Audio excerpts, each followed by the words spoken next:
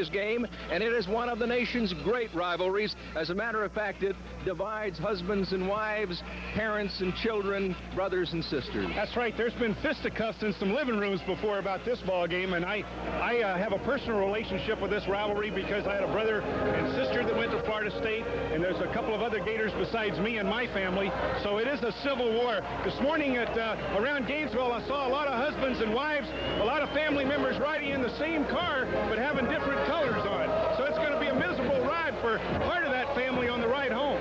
What about the game this afternoon? The Gators offensively haven't been able to generate a lot of points in the past couple of games. Well, the Gators have had problems getting on the scoreboard. You know, their first 7 or 8 games, they were averaging close to 30 points a game.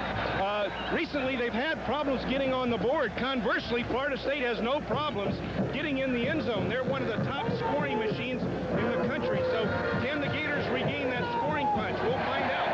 Well, both the teams have great records coming into it, and there's a lot of pride at stake. Well, the seniors here at the University of Florida have lost 1 game during their career, and they want to go out with that record intact. The seniors at Florida State have not beaten the Gators.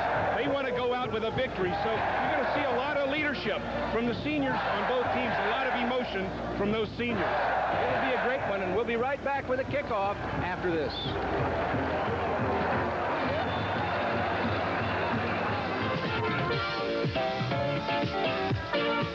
Biden Gator football is brought to you by Atlantic Bank, the best bank around. By Blue Cross and Blue Shield of Florida. We hear you and we're working on the answers. By the Florida Citrus Growers, Orange U Smart for drinking Florida orange juice. By Dairy Farmers Incorporated, producers of real Florida fresh milk. By Eastern Airlines, they earn their wings every day. By Farm Credit Service of Florida. Also by your Florida and South Georgia Ford dealers, home of America's best-built cars and trucks. By Gatorade Thirst Quencher. Gatorade is thirst aid for that deep-down body thirst. By Gator Bait, Florida's #1 independent sports weekly. By Likes Meats, quality meat products for your family. By Scotty's, serving Florida with over 115 convenient locations. By Sonny's Real Pit Barbecue. For barbecue at its best, it's Sonny's Real Pit Barbecue, with locations throughout Florida and the Southeast. And by Whirlpool. See the yellow pages for the authorized Whirlpool heating and cooling dealer nearest you. Want mouth-watering goodness? You want Sonny's Real Pit Barbecue. Everything in Sonny's has that great barbecue taste cooked right through, especially the ribs. Sonny's slow cooks tender, juicy ribs to mouth-watering perfection and serves them up with coleslaw, fries, and garlic bread. It's the rib plate. Oh, now that's good eating. Everybody loves to eat at Sonny's, 'cause Sonny's makes it all taste right. Look at this face. I'm going to smile. That's my last smile. Why? My utility bill. It's probably because of the old air conditioner and that old furnace. Don't say old. Want to save some money? Then call your Whirlpool dealer about an energy-saving Whirlpool heat pump that cools and heats efficiently. Hello. See the yellow pages for the authorized Whirlpool heating and cooling dealer nearest you. Thanks to Whirlpool, I can smile again. Honey, I want to call Debbie. Why? I mean, she's only been gone a few days. I know, but college is such a big step, and, well, she's still my little girl. Oh, boy. Well, it's not much of a long-distance call. What is it, 70, 80 miles? Sure. Let's call it. Debbie Parker. Yes? There's a phone call for you. I think it's your mom. Southern Bell, long distance. It costs so little, and it means so much. Mom? Hi.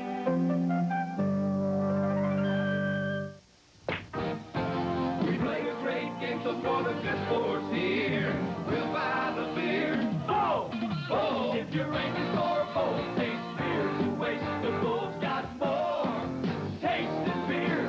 It's bold and smooth. The stiff malt liquor Bull.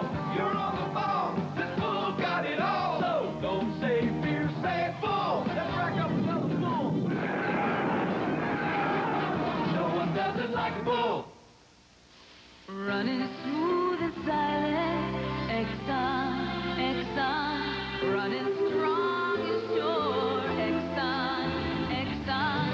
Running smooth and easy, running with the Tiger. Across America, people count on Exxon Extra, our highest octane unleaded premium ever. It quiets knocks and pings for smooth performance.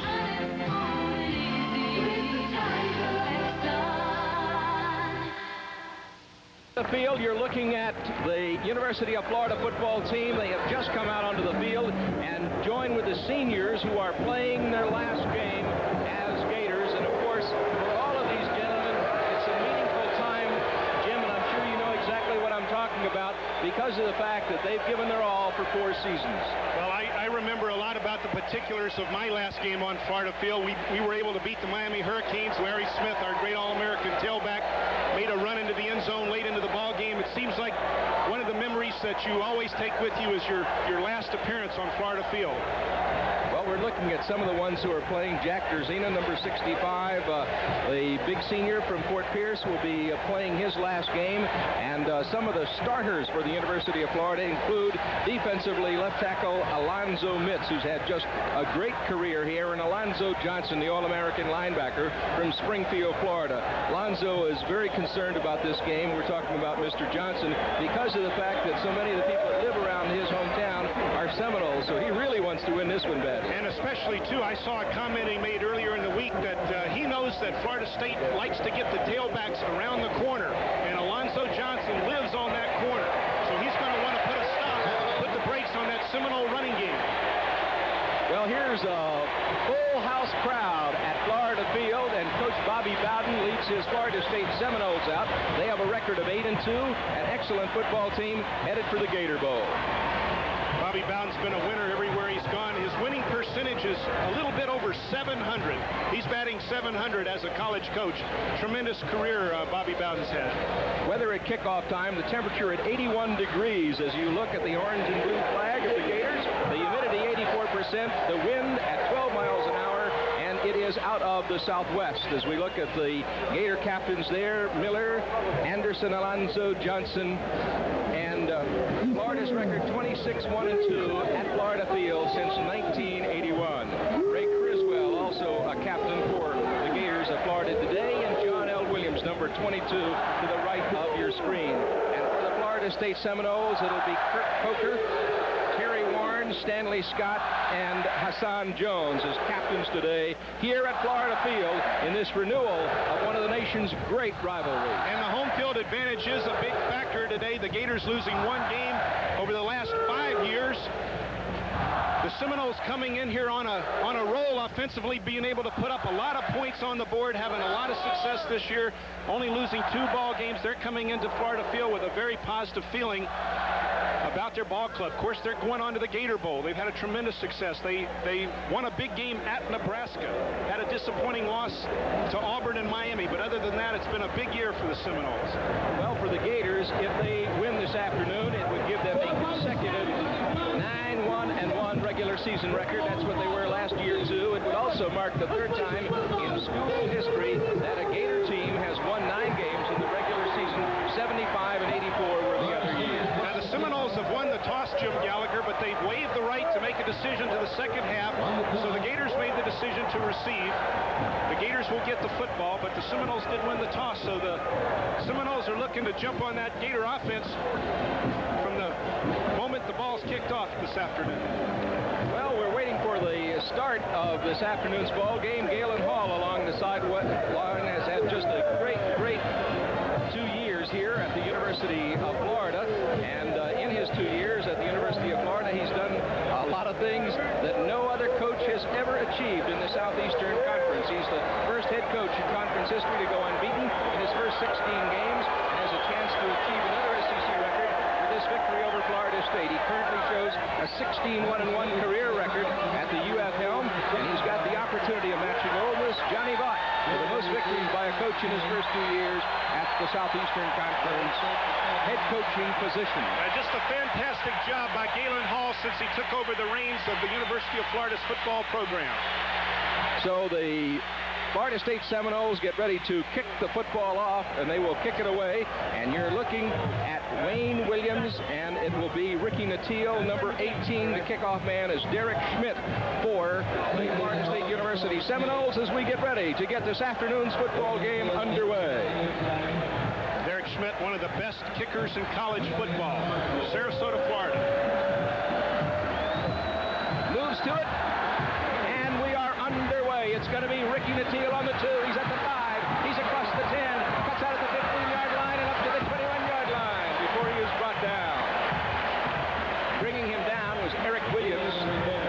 19 for the Florida State University Seminoles. So the Gators go to work now as Kerwin Bell leads the team. And here you see the stats that he has achieved this year. Offensively, Anderson, Williams, Natil, Ray McDonald, Rodney Jones in the skill positions. Across the front, Williams, Zimmerman, McCarthy, Jimmy Davis, and Jack Druzina. And it's funny, we talk about the skill positions. There better be a lot of skill in that offensive line this afternoon, or the Gators will be in trouble. Well, they've had to make a lot of changes, and I think that each time they've risen to the occasion. And here is Kerwin Bell chatting the signals. The give-off goes to Neil Anderson. Cuts outside, and he is out of bounds on the far side at the 26-yard line. We need to mention that Sam Garland is getting a shot as a starter this afternoon. Big Sam Garland is a senior playing left tackle for the Gators. Defensively for the Noles, Gray, Williams, Jones, Stroud, McGowan, Nichols, and from Houston, Texas, Garth Jacks, Martin Mayhew, Stanley Schreiber, Greg Newell, and Eric Williams are the deep backs for LSU. It'll be second from 5 at the 26-yard line for the Florida Gators in the I formation with John L. Williams, 22, is the up back, and Ray McDonald, 9, the motion man. The give goes to Anderson, and he's got the first down. Neil Anderson, the ball carrier, the senior from Graceville, Florida, the most prolific rusher in the history of the University of Florida. Well, the Gators get a first down right out of the chute. They've had problems getting off to a fast start, but this afternoon they get a first down in their first series. First and 10. The ball at the 32-yard line. Neil Anderson. He and John L. Williams, they call him Rural Express. Anderson from Graceville and John L. Williams from Palatka. Anderson gets the ball again and to the 36-yard line. So Florida has kept the football thus far on the ground. We are just into the first quarter. 14 minutes and 5 seconds left to play in the first period. No score. Neil Anderson this week named all-conference at the tailback position, the leading career rusher in the University of Florida history. You know, he's going to be facing some guys up front that the Seminoles are very proud of. Isaac Williams, Todd Stroud, Gerald Nichols. A lot of experience down front for the Noles on defense. Second down at the 36-yard line now, and John L. Williams on the counter gets the carry and goes to the 38-yard line before he is stacked up. Gerald Nichols, the junior right tackle from St. Louis, Missouri, brings him down for the Florida State University Seminoles. John L. has had an excellent career, an all-purpose back here at Florida. He is a fine blocker, pass catcher, and excellent runner inside. If the Florida State Seminoles were in the Southeastern Conference, they would rank 4th in total defense behind the Gators, Auburn, and LSU. They give up 306 yards a game, so they've got a strong defensive unit on the field. 3rd and 2 at the 39-yard line now for the Gators, and Neil Anderson gets the call trying to turn outside, and does, and gets the first down, bumped out of bounds on the far side in front of the FSU bench by the strong side linebacker, Fred Jones. Garth Jacks, number 84, almost making the play in the backfield, but Neil Anderson was able to escape and pick up that first down. Just a lot of natural ability by the Florida tailback. First down and 10 at the 43-yard line as the University of Florida controls the football in the opening moments of the football game in front of a sellout crowd, I would imagine, here at Florida Field. We don't have that word officially, but I don't think there's an empty seat in the house. Might be a record crowd today. Split backfield now behind Kerwin Bell. The pitch going to John L. Williams, and he's across the 45 to the 47-yard line. Flag on the play. Bringing him down, Todd Stroud, the nose guard, and Stanley Schreiber, the strong safety. Darrell Gray, number 65, the Noles senior outside linebacker, doing a nice job turning that play in. Looks like the Gators have a holding penalty and are going to be set back. So the officials will march it off for the hold against the Florida Gators. Let's see if we can take a peek at the action. Isaac Williams on a slant. There you see number 65, Darrell Gray. I don't think we picked up the holding penalty, but the umpire picked it up, and that's the important call. I saw 2 nice blocks there by Tom Petty, 85, and also by Neil Anderson. John L. Williams ranking 3rd on the Gators' all-time rushing list. 2,389 yards coming into today's game. Well, the Gators have yet to put the ball in the air. Perhaps this might be the first time of the game. 1st and 18 at the 35-yard line, and they are in the I formation, still operating in their own territory. Give off to Neil Anderson. He spins off one man and goes to the 36-yard line before he's brought down by FSU. Gerald Nichols, first man in to hit him, along with the weak side linebacker Paul McGowan, sophomore from Winter Park. What's your part of the world? Yeah, I live in Winter Park. I saw Paul McGowan play some great high school football for the Winter Park Wildcats, and he's done a super job at Florida State. He's just a sophomore, number 38, Paul McGowan. 12 minutes and 8 seconds to play first quarter. No score in our football game at Florida Field. The Gators and the Seminoles. Second and 18 for Florida. Split backfield behind Bell. He drops the throw. First pass of the game. Throws. He's got John L. Williams right at the 42-yard line. And the completion to the 42-yard line for John L. Williams puts the Gators in a little bit better position right now, but there's still 11 yards to go to get a first. They have advanced the football to the 42-yard line. And the Seminole defense has been strong this afternoon. Well, and the Noles had a lot of success getting to Vinny Testaverde, the Miami quarterback. They got to him 10 sacks. We saw that time some pressure from Isaac Williams, number 45 from the outside. Here's Kerwin Bell looking at the Noles defense, and he's under some pressure and throws, and it is complete to Frankie Neal. First down at the 31-yard line. Neal, the junior from Okeechobee, on a post. Beautiful reception. Caught 4 touchdown passes this year. Watch Kerwin Bell's ability to escape the sack. You see coming from the outside, some pressure from the Seminoles, but Kerwin Bell has that ability to avoid the sack and get rid of the football. 27-yard completion. First and 10 for the Gators at the 31-yard line, and they're in FSU territory. FSU with a 3-down lineman and 3 linebackers. High formation for Florida. The pitch to to Neil Anderson, who goes to the 30-yard line. So a 1-yard gain on the play. Fred Jones, a strong side linebacker, brings him down. Real nice job by Fred Jones. He was knocked to his knees temporarily, bounced right back up immediately to make the tackle. Fred Jones is a junior from Miami, Florida. There we're seeing Bobby Bowden's career record, 154, 64, and 2 at FSU. A tremendous record as well. His 4 victories over Florida, the most for any coach in FSU history. 10 minutes, 15 seconds to play first quarter, no score. Second down 9. Ball on the 30-yard line. Gators in possession, and Kerwin Bell looks to throw. He does. He's got John L. Williams. John L's inside the 20. He's at the 15, the 10, and he's down to the 5-yard line to the 6 before he's brought down. Well, John L. Williams makes a lot of things happen. Oh, every Saturday afternoon, it seems like John L. Williams is in the flat by himself. Look at the Noles rushing. You see, rushing by the inside linebacker, Fred Jones comes in. John L. escapes into the flat untouched. Watch this little wrinkle. 220 pounds, and he's got the ability to make that quick little move. Look at the hustle by Garth Jacks. Garth Jacks coming from behind to make the tackle on the Gator, or excuse me, on the Seminole 6-yard line. First and goal at the 6-yard line. The pitch goes to Neil Anderson, trying to turn it outside. He's inside the 5, and he's in the end zone. Touchdown, Florida. The Gators draw first blood this afternoon at Florida Field against the Florida State Seminoles.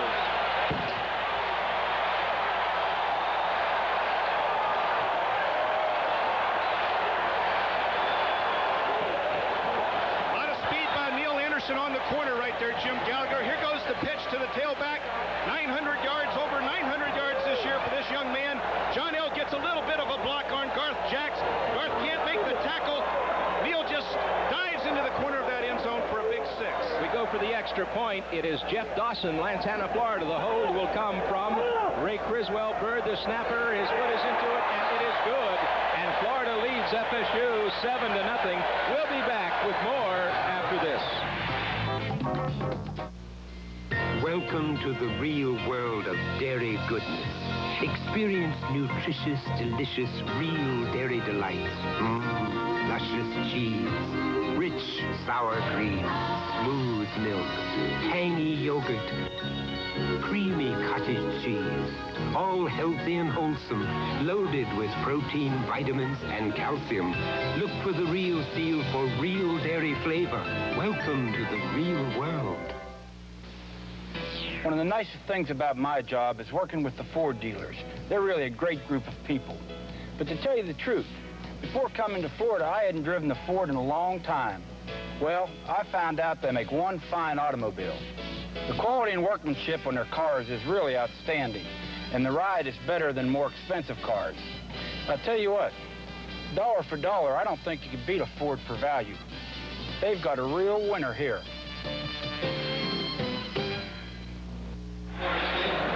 Ready for the kickoff, and 11 plays, 79 yards, possession 523. Neil Anderson's 6-yard run caps it. The extra point by Dawson is good. Well, Jim Gallagher, you and I have had the privilege to see all the Gator games this year, and that's probably the most impressive drive we've seen year to date.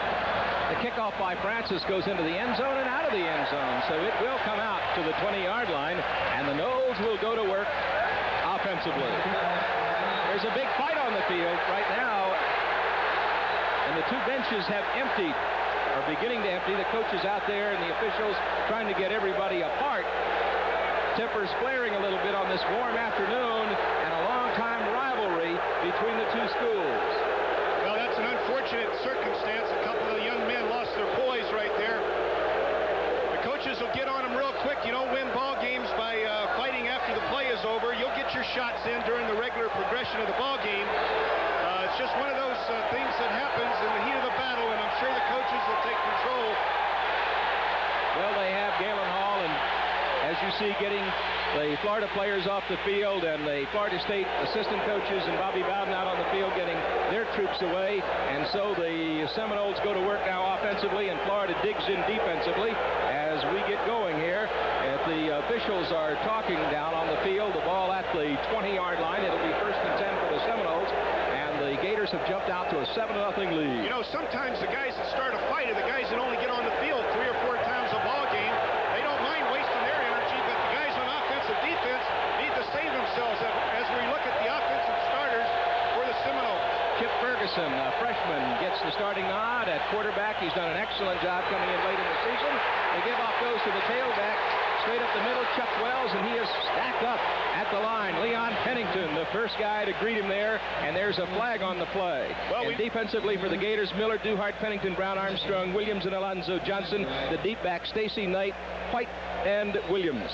What we have to realize about this Seminole offense is they have a rushing game that, if, again, they were in the Southeastern Conference, would be number 3 in the conference, only behind strong teams like Auburn and Georgia. And we know what kind of running games Auburn and Georgia has.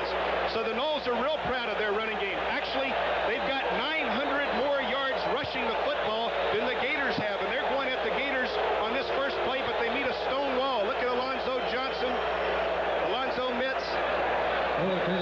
Well, the penalty was against Florida for personal foul, and it moves the football to the 35-yard line and gives them 1st and 10 at the 35.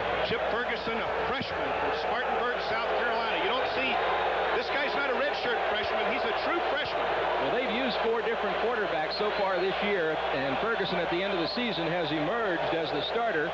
And the give-off now by Ferguson goes to his tailback, Victor Floyd, a freshman from Pensacola, and he goes to the 40-yard line before Pennington and Alonzo Johnson bring him down for the Gators. Again, as a point of reference, as we look at Victor Floyd, 7 yards per carry. Now, he doesn't have the big numbers, 900 yards individually, but that's only because the Noles alternate tailbacks. Victor Floyd, Keith Ross, Tony Smith, a lot of quality at that tailback position for the Noles, and they rotate those young men in and out of the ball game. 2nd and 5 at the 40 for the Seminoles as the Gator defense digs in. Florida with 4 down linemen, and Ferguson again gives off to the running back. Fumble on the play. Let's see who recovered. The give-off was to Victor Floyd, and there's a scramble for the football. The Gators have it at the 45-yard line. So a big play defensively now for the Gators on that fumble. Alonzo Johnson comes up with a football. Let's see what happens here.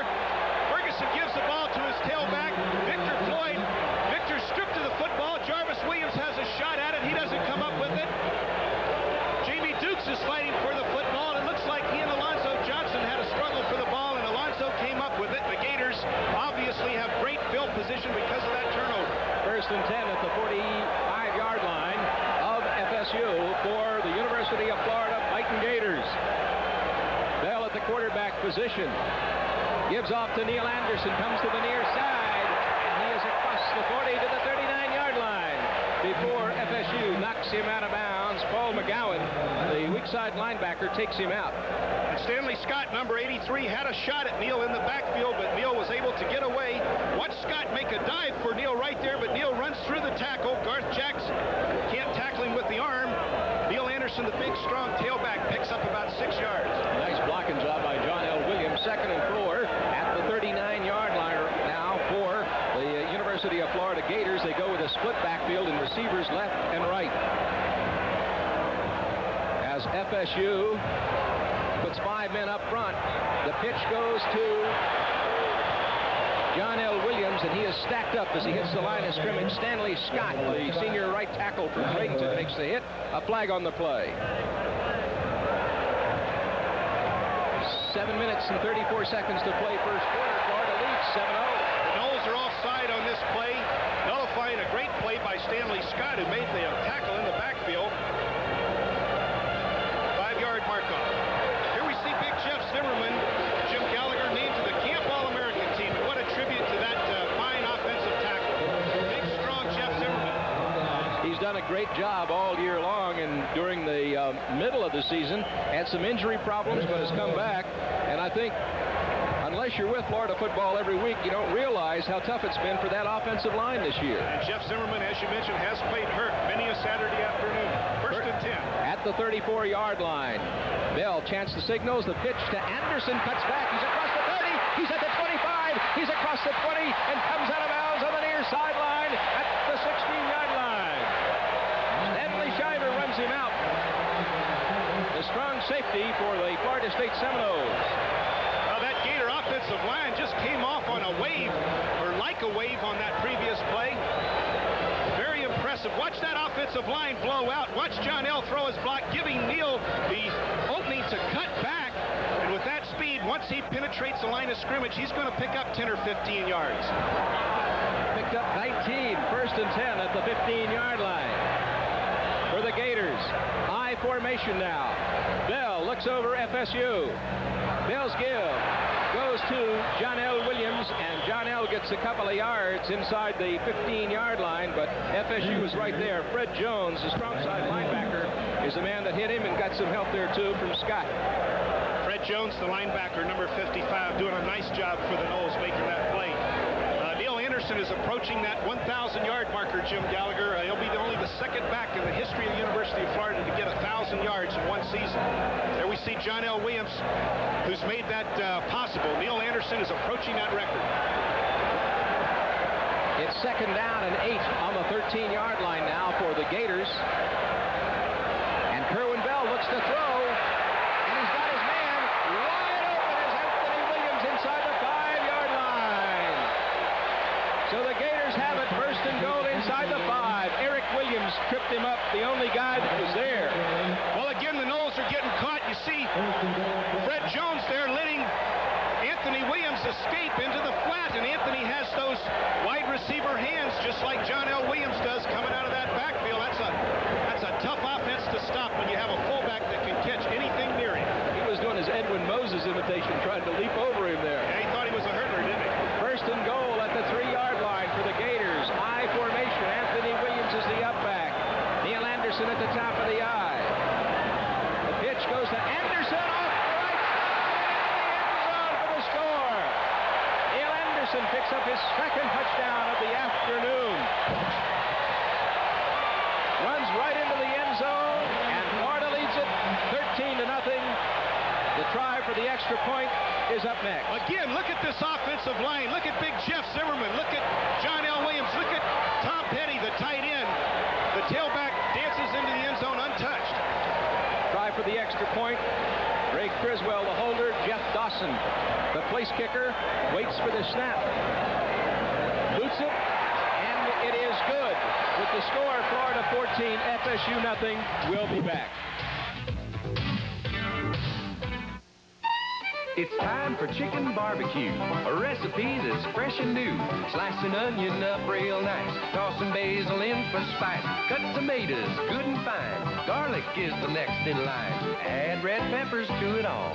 Introducing a whole different recipe from all new shake and bake coating mixture. It's tender and tangy and better than ever. A whole new recipe for success. Barbecue style. Straight talk when you want to hear it. Straight talk from people who know. Straight talk, it couldn't be clearer. Straight talk, there's only one dealer. When you want to hear straight talk. When you want to hear straight talk. Steve Hall, Chevrolet. Steve Hall, Chevrolet. When you want to hear straight talk. When you want to hear straight talk. Steve Hall, Chevrolet.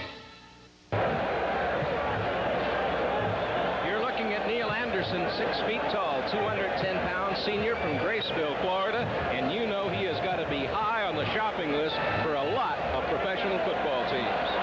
What an afternoon he's having, and what a great career he's had at the University of Florida. And Neil Anderson will graduate in May. He's been here 4 years. They say an athlete can't do that, but he's going to do it.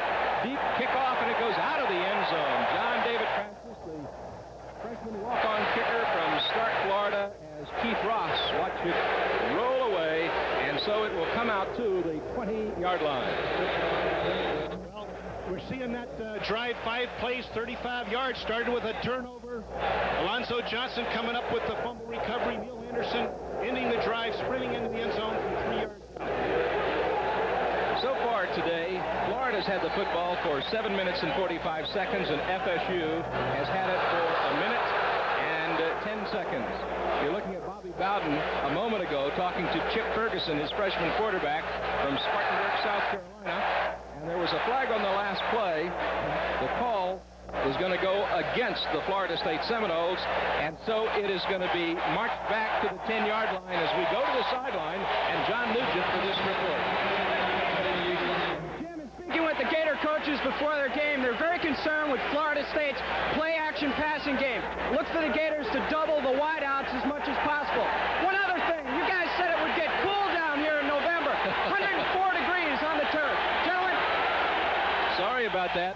1st and 10 at the 10. Chip Ferguson at the quarterback position. And his give-off goes to the fullback, Cletus Jones, straight up the middle, and he is stacked up. Bring him down, Alonzo Mitz and Alonzo Johnson. Well, again, we need to mention the Noles are very proud of their running game. They come into Florida Field averaging 230 yards per game on the ground, but so far they haven't had any success. John Nugent was mentioning the play-action pass. The Seminoles like to get the ball to their wide receivers. Hassan Jones, number 88, is one of the best wide receivers in the country. 2nd down 9 at the 11-yard line now. FSU with 1 first down this afternoon, Florida with 7, and the give-off is going to go to the tailback, and that is Smith, Tony Smith, and he rips off the right side before Leon Pennington brings him down. Tony Smith was one of the greatest high school career rushing tailbacks in Dade County history, and he's getting a chance to shine this year at Florida State, doing a nice job. Jim and I will be picking our selection of the Mid-State Federal Player of the Game in the 4th quarter. I got to tell you, Neil Anderson looks pretty good right now. 3rd and 1 on the 20-yard line, or rather 3rd and 11 on the 20-yard line, as Ferguson gives off, and again the give-off goes to Smith, and Smith is stacked up after a couple of yards. Alonzo Johnson right there, All-American linebacker. We talked about Neil Anderson being looked at by the pro scouts. Boy, you know this guy is going to be wanted. Well, that speed is a primary attribute that you need to play defense, and Alonzo Johnson has it in abundance. We see Lewis Berry coming on the field, a fine punter, 42.7 yards on the average. Ricky Natillo, fine return man for the University of Florida, as he stands back deep. And now we have an FSU timeout on the field. We'll give you the situation. 4 minutes and 10 seconds to play in the 1st quarter, and the Gators lead by a score of 14-0 over Florida State by virtue of 2 running touchdowns by by Neil Anderson. Well, before the game, we were expecting to see a powerful running game by the Seminoles. The Gators have had problems running the football. You know, they rank 7th in the Southeastern Conference running the football. They're much more potent when they throw the football down the field, but this afternoon, the Gators come out of the chute with a great running game. You can win a 1986 Ford Ranger, the Sonny's Fightin' Gator truck. Just register at any participating Sonny's Real Pit Barbecue, Florida location. You could also win a Suzuki motorbike, a Columbia bicycle, or a Toshiba jam box. So go by Sonny's today.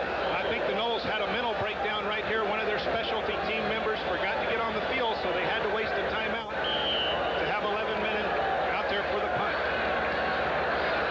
So FSU's Barry, their booter, stands back there at about the 10-yard line, ready to kick it away. The line of scrimmage is the 23 as he gets it off. And it is long and high. And Teal chases it back and takes it down at about the 20 and has to run backfield, turns up, plus the 20 to the 21-yard line.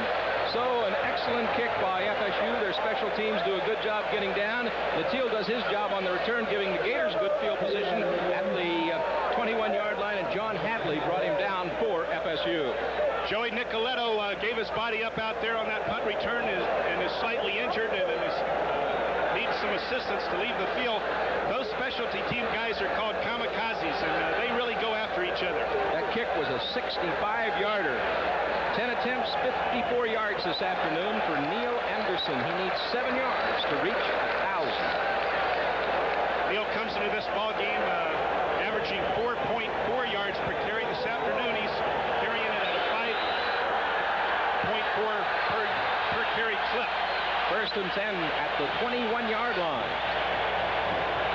As Kerwin Bell looks at the FSU defense, the Seminoles with the 3 down linemen, the 2 outside linebackers, and the 2 inside backers on the gap, and the give-off goes to the tailback, and that is Neil Anderson straight up the middle. Lenny Chambers, the nose guard, makes the hit after Anderson picks up a couple. He's about 5 yards away now from the 1,000-yard plateau. The Noles alternate 2 strong seniors at that nose guard position. Todd Stroud, Lenny Chambers. Lenny Chambers coming up with the play that time. Number 68 from DeLand, Florida. Second and 9 at the 22-yard line for the University of Florida Gators. They sit on a 14-0 lead in the first quarter. I formation being used by Florida. As Bell pitches to Anderson. Anderson turns upfield and goes to the 24-yard line. Paul McGowan makes the tackle on Neil Anderson. Well, it's nice to see Greg Cleveland back in action, number 64 at offensive tackle for the Florida Gators. Greg Cleveland's been out with some knee problems most of the year, but the senior's getting his final shot out there this afternoon from Orlando Edgewater. Greg Cleveland, number 64. 2 minutes and 50 seconds to play in the first quarter. Florida 14, Florida State nothing.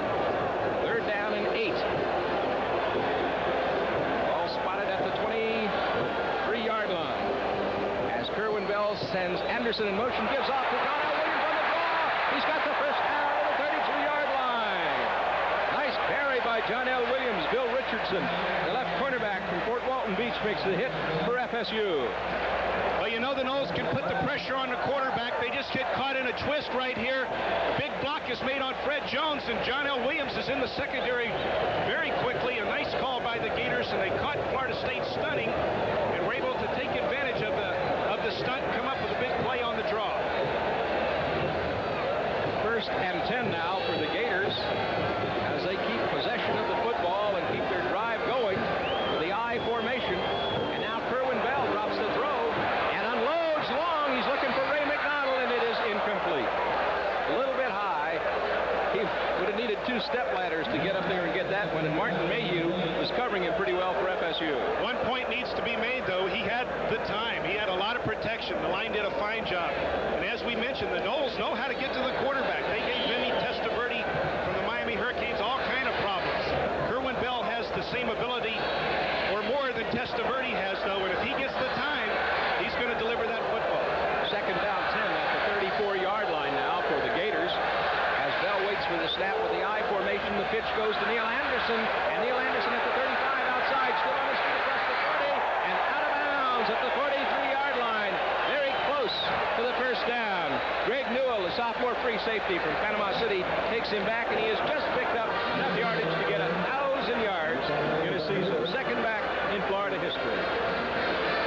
blocking at the point of attack. Big Jeff Zimmerman. John L. Williams making the block on the outside. Ray McDonald now is downfield fighting Deion Sanders off. Neil Anderson picks up another 6 yards because Ray McDonald was hustling downfield. Just to show how much acceleration he has, Florida State has some of the quickest deep backs in the country. And he was right there speed-wise. 3rd and 1. The give-off goes to Anderson, or rather John L. Williams, and he is stacked up. Let's see if he's got the first down. Well, it's very close because Fred Jones made a great one-on-one tackle. Fred Jones fighting off the block, but it's going to be a close call. Perhaps they're going to measure. No, they're signaling 4th down right now. Didn't get enough yardage, and so the Gators are going to kick away. Ray Criswell is in the football game. Watch Fred Jones, number 55, fill the hole. Jimmy Davis is coming over to trap.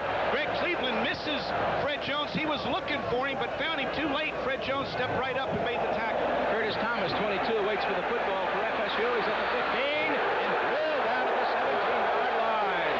Oh, the Gators special teams were down in a hurry, and taking him was number 97, Roland Cummings, and also number 36, Anthony Williams. Well, that's a great stand by the Florida State defense. You know, momentum is very fickle, and the Gators had it on their side, but the Noles rose to the occasion and stopped the Gators right there, forcing a punt. Well, Ray Criswell got off a very nice one, a 43-yarder for the Gators. 1:08 to play first quarter. Florida 14 and the Seminoles nothing, and the Noles go to work offensively. Florida's defense digs in, and Ferguson at the controls. Now Ferguson rolling out the pass, throws out in the flat. It is complete, but he's drilled as he touches the football. And that is Chuck Wells, number 44, hit at the 21-yard line by Ricky Knight, the strong safety from right here in the city of Gainesville. The Noles do not get the ball to the fullback anywhere near as often as the Gators do. They like to throw the ball more often to their wideouts, but on this occasion, they're going to get the ball out to Wells, and it looks like he never had possession of that ball. But they're going to give the reception to him anyway.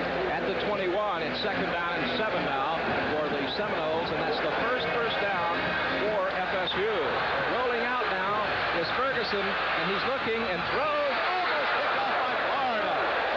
Picked off by Curtis Stacy. Darren Holloman, 24, was the intended receiver, and Stacy did a great job and almost picked it off. Watch a strong safety coming on the blitz, but he's picked up very nicely by Tony Smith. Chip Ferguson continues to roll out, looking down the field.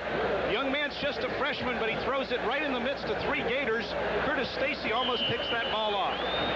With 23 seconds to go in the first quarter, it's 3rd down 7 on the 21-yard line for FSU as they come out of the huddle. 88, Hassan Jones to the left side, to the bottom of your screen, as Ferguson goes with a split backfield. And the Florida with the 3-down lineman trying to put the pressure on as Ferguson drops way back. Throws a short one out to Wells, incomplete on the safety valve. Florida had him pretty well covered there, too. That brings up 4th down, and the Seminoles will have to boot away. But the Florida defense did an excellent pursuit job. Well, you're looking at the number 1 defense, total defense in the Southeastern Conference. Charlie Bailey doing a great job in his first year here in Gainesville as a defensive coordinator. There you see Lewis Berry coming on the field. The Seminoles are forced to punt. The Gator defense rises to the occasion. Ricky Natil, the University of Florida return man from Newberry, Florida. 5'9", 180, a junior. Been a mainstay for this great Gator football team in '85. As Lewis Berry boots it, it goes high, a little wobbly.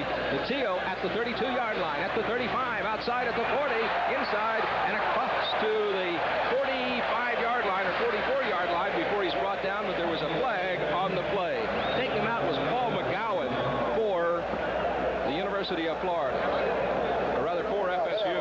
Yeah, Paul McGowan hustling down the field right there. We do have a flag on the play. We're going to have to wait.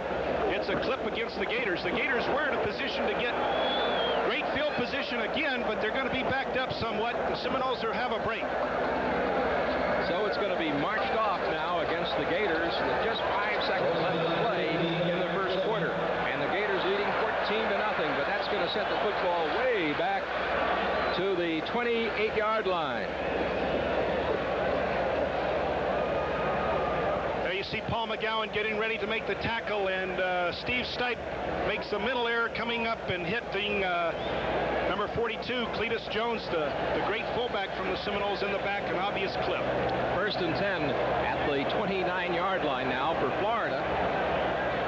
As Kerwin Bell pitches to Anderson. Anderson goes to the 30-yard line, picks up a couple of tough yards. Gerald Nichols brings him down for FSU. And that is the end of the first quarter. Gators 14, Seminoles nothing. We'll be right back. There's a lot of talk about who's number one in football, but there's never any doubt that Golden Diamonds Direct is number one when it comes to fine jewelry. Our beautiful showrooms display a championship collection of diamonds, pearls, color stones, 14-karat gold chains, bracelets, and rings. Our commitment to service is unrivaled. 3 gemologists are on staff, as well as 9 Benz jewelers for repair and custom work. Visit Golden Diamonds Direct. We have a first-string lineup of Fighting Gator Gold. But if you prefer the red and black, or the garnet and gold, how about them dogs? Or the Knowles? Running smooth and silent, Exxon, running strong and sure, Exxon, running smooth and easy, running with the Tiger. When you buy Exxon gasoline, count on the convenience of your Exxon credit card or pay cash and save with Exxon's discount for cash. Running smooth and easy, the Tiger.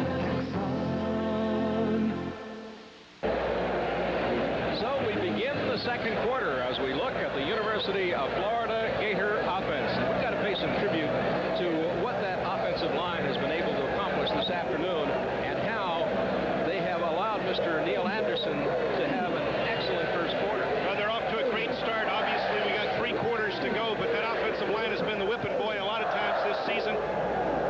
Despite the fact the Gators have had a tremendous year, there's always Monday morning quarterbacking going on and saying, well, if we could have blocked so-and-so, if we could have done this and that. But that offensive line is doing a super job here this afternoon with that running game. The passing game, they've done well consistently all year. The running game is kind of misfired from time to time. 2nd and 9 at the 30 for the Gators. I formation as Kerwin Bell looks to throw. And he's going long, looking for Ray McDonald, too far downfield. And McDonald getting pretty good coverage there from Eric Williams, 17, the right side quarterback from Safety Harbor. Ray McDonald, a senior from Belle Glade, Florida, playing his last football game at the University of Florida. 5'11", 185, great speedsters, a great high school track man. Here are the first half stats. First quarter stats, the Gators dominating running game, also getting the ball in the air, total 153 yards. When you have the ball, you're able to get the ball down the field and stack those yardage, stack that yardage up. 3rd and 9 as Kerwin Bell again looks to throw, and he's under a lot of pressure, brought down way behind the line of scrimmage. Isaac Williams, 45, a senior from Sanford, Florida, comes in to take Bell down behind the line of scrimmage, and that means the Gators will have to kick out of there. Just a nice effort by Isaac Williams. There wasn't really a breakdown right there. Kerwin could not find a receiver open, and Florida State was putting the pressure up front and covering well on the play and was able to come up with a sack. Waiting for the snap is Ray Criswell, the punter from Orange Park, Florida, a senior, as he kicks it off and gets off a high one. Deion Sanders takes it at the 33, the 35, the 40, the 45, cuts out at the 50-yard line. He's across the 40-yard line, inside the 35, and still on his feet, and they get him at the 33-yard line. But a great return for Deion Sanders, cornerback for the Florida State University Seminoles. And Reggie Corlew, 44, brought him down for the Gators. North Fort Myers High School, Deion Sanders, he was drafted to play baseball. He can stuff a basketball in the rim anytime he wants to, and he's got great football ability. Look at him in the open field, putting a little wrinkle on right there. Just a tremendous natural athlete. I saw this young man play in the Florida-Georgia High School All-Star game, and you could tell he was a star from the first day I saw him. 1st and 10 at the 33-yard line now for FSU. This is their best field position of the afternoon. Chip Ferguson, the quarterback, pitches. The pitch going to Tony Smith, and Smith is hit and hit hard by the Gator defense as they swarm him down right at the line of scrimmage. First in, Ron Moten. The boot by Criswell was 45 yards, and the return 34. Well, they like to pitch the ball to the tailback, and there's Tony Smith getting on the outside position. They got to get on the board. That's what they're thinking. We've got to get on the board now that we've penetrated Gator territory. 2nd and 11 at the 34-yard line as the Gator defense takes a long look at him and puts the pressure on. And here is Ferguson rolling the throw, and he throws, and it is incomplete. Getting hit as he touched the ball was the tight end, Pat Carter, and it was Curtis Stacy, the left corner man, the sophomore from Bronson, Florida, who really put a hit on him. You're talking about courage. Big Pat Carter, the tight end, weighs 255 pounds. Ferguson's going to deliver a strike, but Curtis Stacy doesn't care about the collision. He's going to make the hit, knocks the ball loose. Just a nice play by the cornerback, Curtis Stacy. A lot of courage by that young man. That brings up 3rd down 11 on the 34-yard line now for FSU. Florida now with a 4-down lineman as they go to the nickel, and Ferguson gives off on the draw to Tony Smith, and Tony Smith is brought down after about 2 yards. Pennington and Arthur White combining on him to stop him. Leon Pennington, again, that senior leadership we're talking about from Fort Lauderdale, Florida. Leon Pennington just making a big hit on Tony Smith. Here's the excellent field goal kicker now for the Florida State University Seminoles, Derek Schmidt, and the snap will come from Marty Riggs. Kirk Coker, number 11, will be the holder. The leading freshman place kicker in the country last year with the Noles from Riverview High School in Sarasota, Florida. It's from the 37, a 47-yard attempt as he puts his foot into it, and it is not good. So the Gators take over the football as Schmidt's field goal attempt is not good. The Florida defense, the magnificent 11 this afternoon. Yeah, you know, the Noles are shaking their head on the sideline. They cannot believe they've gotten off to such a poor start. The Gators have had that emotion in the first quarter, and now Schmidt, who, as we had mentioned, is one of the best kickers in the country, is not able to deliver the field goal. The winning attitude starts with individual performance combined with a strong team morale. Mid-State Federal Savings and Loan admires this spirit and is proud to be the exclusive sponsor of the Most Valuable Player of the Game award, which will be announced at the conclusion of today's game. 1st and 10 at the 31 for the Gators. They're in their own territory. Neal 21, the motion man behind Kerwin Bell, the quarterback, throws out in the flat, and he's got Brett Wickman, and Wickman driven out of bounds in front of the FSU bench at the 36-yard line, and taking him out, Garth Jacks and Martin Mayhew. Martin Mayhew doing a nice job coming up and covering Wickman on that quick screen. That was a quick screen. Tried to get Wickman isolated out there in the flat, and that was a nice play. Picked up 6 yards. Wickman, a junior from here in Gainesville, Florida, an excellent possession receiver. Very sure hands. 2nd and 5 at the 36-yard line now, with the ball on the far side hash mark for the Gators with the eye. Bell's give off is going to go to Anderson. Rips off the right side. He's got the first down. Out of bounds in front of the FSU bench at the 43-yard line, or 44-yard line is where they mark it down. So Neal Anderson picks up some more yardage, and Tracy Sanders, the free safety, takes him out. Well, the Gators are dominating at the point of attack. Big Jeff Zimmerman doing a nice job. Jimmy Davis, Frank McCarthy, the center. Greg Cleveland seeing action again, number 64 at the tackle position. Big David Williams, a freshman from Lakeland, just doing a great job up front for that Gator offensive unit. 1st and 10 at the 44-yard line for the Florida Gators. It's like a checkoff, Jim. That's what it, yeah, audible out. Bell throws out the flat. For a first down. Martin Mayhew again there for FSU, but a nice catch by Wickman. And it looks like, well, I'm not going to call it ahead of time. I've done that before and been wrong. I know that shocks you to hear that I've been wrong before, but every once in a while I have, so I'm going to hold off and let the officials call this one. That's going to be very close. We saw Kerwin Bell making the checkoff right there. He saw Wickman could pick up a quick 5 or 6 yards, so he went right to him. That's a very intelligent play by the sophomore quarterback. It's hard to imagine that Bell is a sophomore because he's so poised and cool under pressure. Cool breeze Bell. It wasn't good for the first down, so that brings up 2nd down, less than a yard. The ball at the 46-yard line, and getting the call is Neal Anderson, and he's got the first down. Paul McGowan doing a nice job, number 38 from the inside linebacker position, filling the hole, but Neal Anderson was able to leap over him and pick up the first down. So the Gators pick up a another first down, keep possession of the football, keep their drive going, and they sit on a 14-0 lead. 2 touchdowns by Neil Anderson, and FSU's lone attempt at the board came on a field goal attempt from 47 yards away by Schmidt, which was not good. Hard to believe he's got 76 yards midway through the second quarter, isn't it? First and 10 at the 44.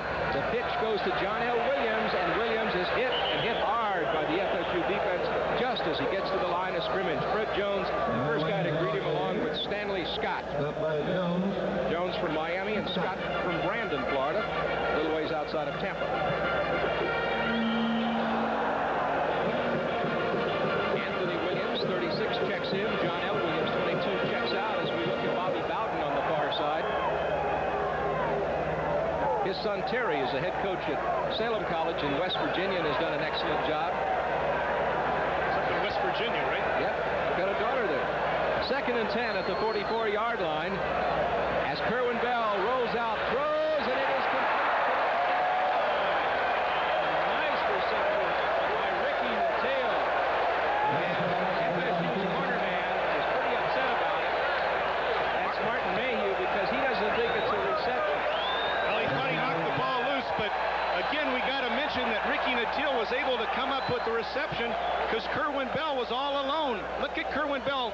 Look at the time he has. Look at Jimmy Davis fighting off Isaac Williams up front. Now, the turf cannot make you fumble the ball. Obviously, you have to have control when you hit it, and it looks like Ricky did on that play. It was a clean reception. Good call by the officials. Double reverse. Ray McDonald turns up Leo. He's inside at the 25-yard line. Stop the feet, and down to the 20-yard line. He's going to be close to another first down.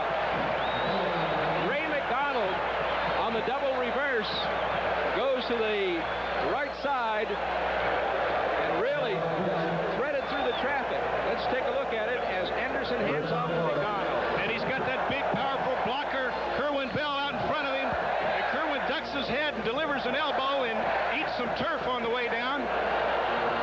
But it was a nice play. A lot of courage by Ray McDonald, continuing to fight and struggle forward for the first down.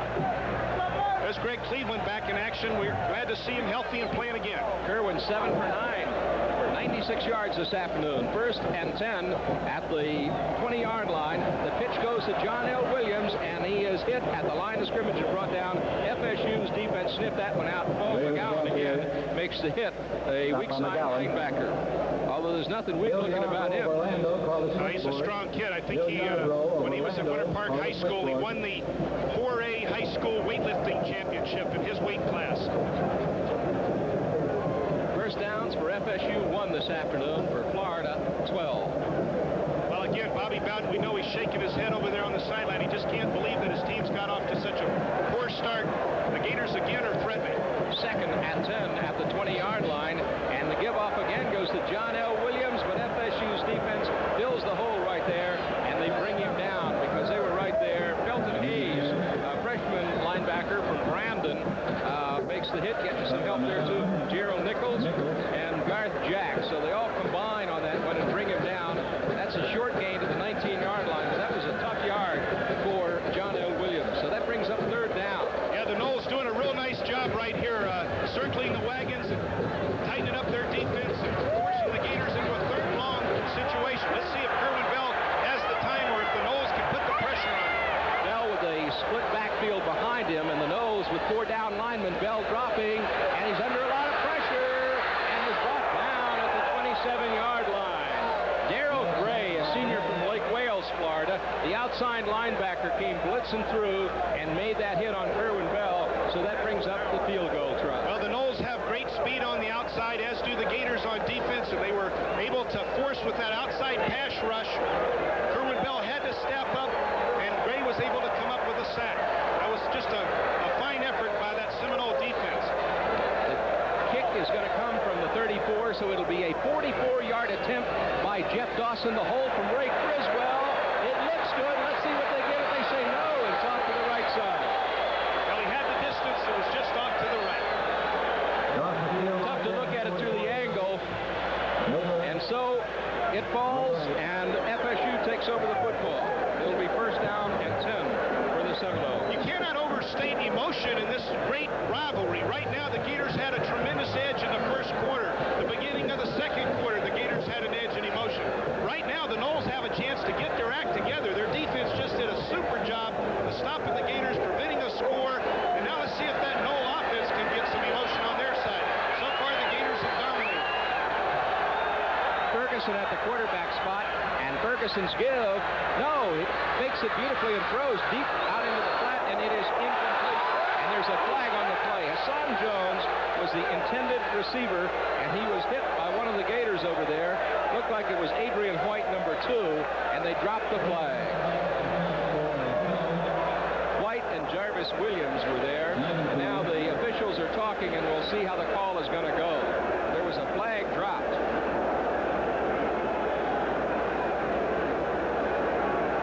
Personal foul against the University of Florida, and so that's going to give the Seminoles an excellent advantage. Watch now as Ferguson throws, and Hassan Jones goes up high, and there's the hit after he had gone up and come down. Yeah, Jarvis Williams had perfect coverage, and Adrian White just came over and delivered a late hit along the sideline, and it was obvious penalty.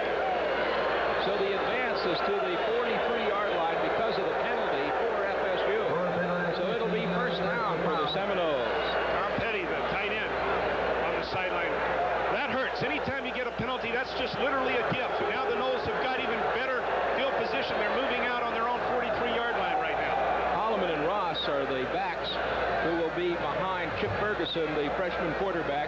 Penalties for FSU, 2 for 15. Florida, 4 for 55 this afternoon. Ferguson looks at the Gator defense and pitches. The pitch goes to Keith Ross, coming to the near side. Gets across the midfield stripe and makes a nice carry across the 45 to the 44 before Alonzo Johnson brings him down. Keith Ross played some professional baseball before he tried college football. He's from Newberry, same high school Ricky Nattiel attended. This kid's got a lot of speed. He's got the ability to get 200 yards in one Saturday afternoon. Watch him make the cut up. Alonzo Johnson makes a dive for him, but Ross has, look at the low center of gravity, the great balance. He proceeds on down the field, and the Noles are inside the Gator 45-yard line. First and 10 at the 44-yard line. Chip Ferguson chants the signals and looks at the Gator defense. Ferguson pitches. The pitch again goes to Ross, coming to the near side, and he's stacked up as he hits the 40-yard line. Short gain on the carry for Ross and the Seminoles. 6 minutes and 38 seconds to play in the second quarter, and the Gators lead Florida State 14-0. Well, you don't get those great that great yardage from the tailback position without help up front. And Jamie Dukes, number 64, is an All-American. The Seminoles have a great offensive guard. He's from the same high school, Orlando Evans, that Jeff Zimmerman, Florida's All-American, is from. Second and 6 at the 40-yard line now for the Seminoles, and the give-off goes to Keith Ross again. He's there behind the line of scrimmage. Getting in to bring him down was Ricky Knight, the strong side safety on the blitz as he takes him down behind the line.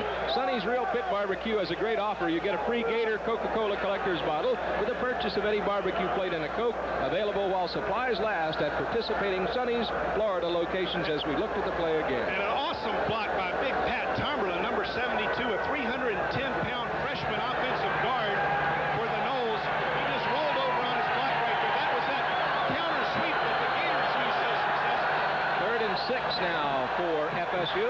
Ferguson throws, and it is intercepted by Florida as it's tipped into the air. And picking it off is Patrick Miller, and he's at the 21-yard line. A big play, and a flag on the play, too. And it looks like the flag is going to come right in front of the Florida sideline. We'll see what that call is in a minute. But anyway, the ball, meanwhile, is back at the 21-yard line. A clip being called. And it's against Florida. Well, Chip Ferguson has his tight end, Pat Carter, open, but he just puts a little bit too much heat on the ball. Pat Carter cannot come up with the catch. The ball bounces in the air, and Patrick Miller, who has tremendous athletic ability, comes up with the interception. Now, let's see if we can pick up the clip, but it's going to force the Gators back towards their own goal line. But Patrick Miller coming up with a big turnover. So that gives Florida the football, first and 10 at their own 10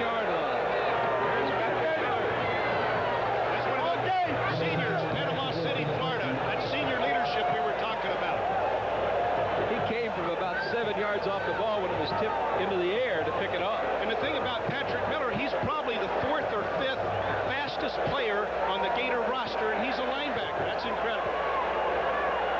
Here they come, Kerwin Bell. As you look at the end zone shot, Frank McCarthy is the center, and he will be up over the football, a junior from Lighthouse Point. I formation as Bell takes the football and gives off to Neil Anderson, who is to the 17-yard line before he fumbles on the play. Let's see if they blew the whistle though before the ball squirted out. They're going to call the ball down. The official actually blew the whistle and started walking away from the play. Watch Neil Anderson. Jeff Zimmerman making the block. He's got a little bit of room right there. It was a good call because actually what happened is the ball squirted out after he was already down, so the play was over. Second and 15 at the 17-yard line, and the give-off goes to John L. Williams, tries it on the right side, hits to the 19-yard line for 2 before he stacked up. 4 minutes and 35 seconds to play in the first half, and Florida sits on a 14-0 lead. Neil Anderson, 2 touchdowns this afternoon, number 27. There you see Rural Express, 22 and 27. Control that the Gators have this afternoon continues to eat that clock up. The first half is progressing rather rapidly as the Gators eat yardage up on the ground. John L. Williams. Slot with Neil in the slot, and now Anderson goes in motion to the right side as Bell gives off, and he is stacked up as he touches the football, and it would be Jesse Solomon making the hit on John L. Williams. So that's going to bring up 4th down in a kicking situation. A nice job, Jesse Solomon from Madison, Florida. Saw that draw coming all the way, jumped right on John L. Williams in the backfield. Ray Criswell, 2 punts this afternoon, averaging 44 yards per boot. Waiting for the kick again is Deion Sanders, number 2, who had such a fine run back the last time. Low kick, too. He's got some room. At the 45, across the midfield stripe, and now into Florida territory, and down at the 42-yard line goes Sanders, and bringing him down is Anthony Williams, a sophomore out of Tampa Plant High School. 3 minutes and 29 seconds to play in the first half. Oh, this has got to be the best field position the Noles have had all afternoon. So the Seminoles with the football now at the 42-yard line of Florida.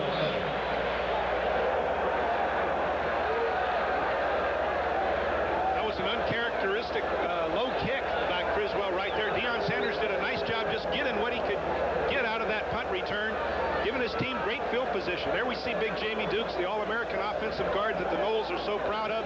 This young man started every game at Florida State from his freshman year, and that's a tremendous honor. Looks like a penalty call coming up, most likely for a hold, the indication from the field. We're waiting on the call. It looks like the Supreme Court debate out there on this one. The jury is out. National Car Rental, the official car rental company of the Florida Gators. For reservations, call 1-800-CAR-RENT. That is 1-800-CAR-RENT. It is a hold call going against the Seminoles of Florida State. And now he marks off, takes the football back down inside the 20 to the 16-yard line, and will be marching it off. So that means that the football now moves to the 26-yard line. Criswell gets another shot at the kick after the hold. Florida opted to go in and take the penalty wisely and kick away again. Right, it was a poor punt. The Noles had great field position. Evidently, one of the Noles grabbed a Gator and didn't let him escape down the field to cover on that punt. And the referees detected the violation, called the flag, so the Gators choose to punt again. So there is Deion Sanders, number 2. Waiting on the kick, and Ray Criswell from Orange Park will boot it away for Florida. Criswell gets up. I went off this time around. Deion drops way back and drops the football. It bounces in the air, and he goes across the 25 to the 27-yard line before he's brought down. And Reggie Corlew is down first to hit him for the Gators. Well, you're talking about mistakes being key factors in ball games. That holding violation on the punt caused Florida State about 30 yards in field position. 57 86-yard boot by Mr. Criswell. At least 30 yards in field position because of a holding violation on the punt team. First and 10 at the 27 now for Florida State, and they're in their own territory. Chip Ferguson is the quarterback, and his give-off goes to the up back in the eye, Keith Ross, and Ross hits to about the 31 before he's brought down, and Arthur White, a sophomore linebacker from Frostproof, makes the tackle for the Gators. Bringing up second down with less than 3 minutes to play in the first half, and the Gators sit on that 14-0 lead. Hard to believe, but right now the Noles have, I believe, less than 10 yards passing the ball. 4 yards passing the ball at this point late in the second quarter. Second and 6 at the 31-yard line. As Ferguson looks to throw, he's got the time and goes way long. It's going to be intercepted by the Florida Gators, and picking it off was Vernell Brown, number 4, right at the 23-yard line. Senior Vernell Brown from Gainesville, Florida. We keep talking about that senior leadership and those seniors trying to come up with a big play. You see Chip Ferguson leaving the field, shaking his head. He just let the ball fly on him right there. He just put a little too much heat on it. Really overthrows badly his receiver. And Vernell Brown is playing center field out there. Comes up with the catch. Nice play, Vernell Brown. Excellent play. So first down and 10 at the 25-yard line now for the Florida Gators as they come out of the huddle. That's Ray McDonald 9 splitting to the bottom of your screen. I formation. Kerwin Bell is the quarterback. And Bell fakes the reverse, looks long, and throws for Natil. He's got him at the 30. He's at the 20, the 15, the 10, the 5, and he's in the end zone for the score. Ricky Natil, young man from Newberry, Florida, having a great afternoon at Florida Field. Look at the celebration.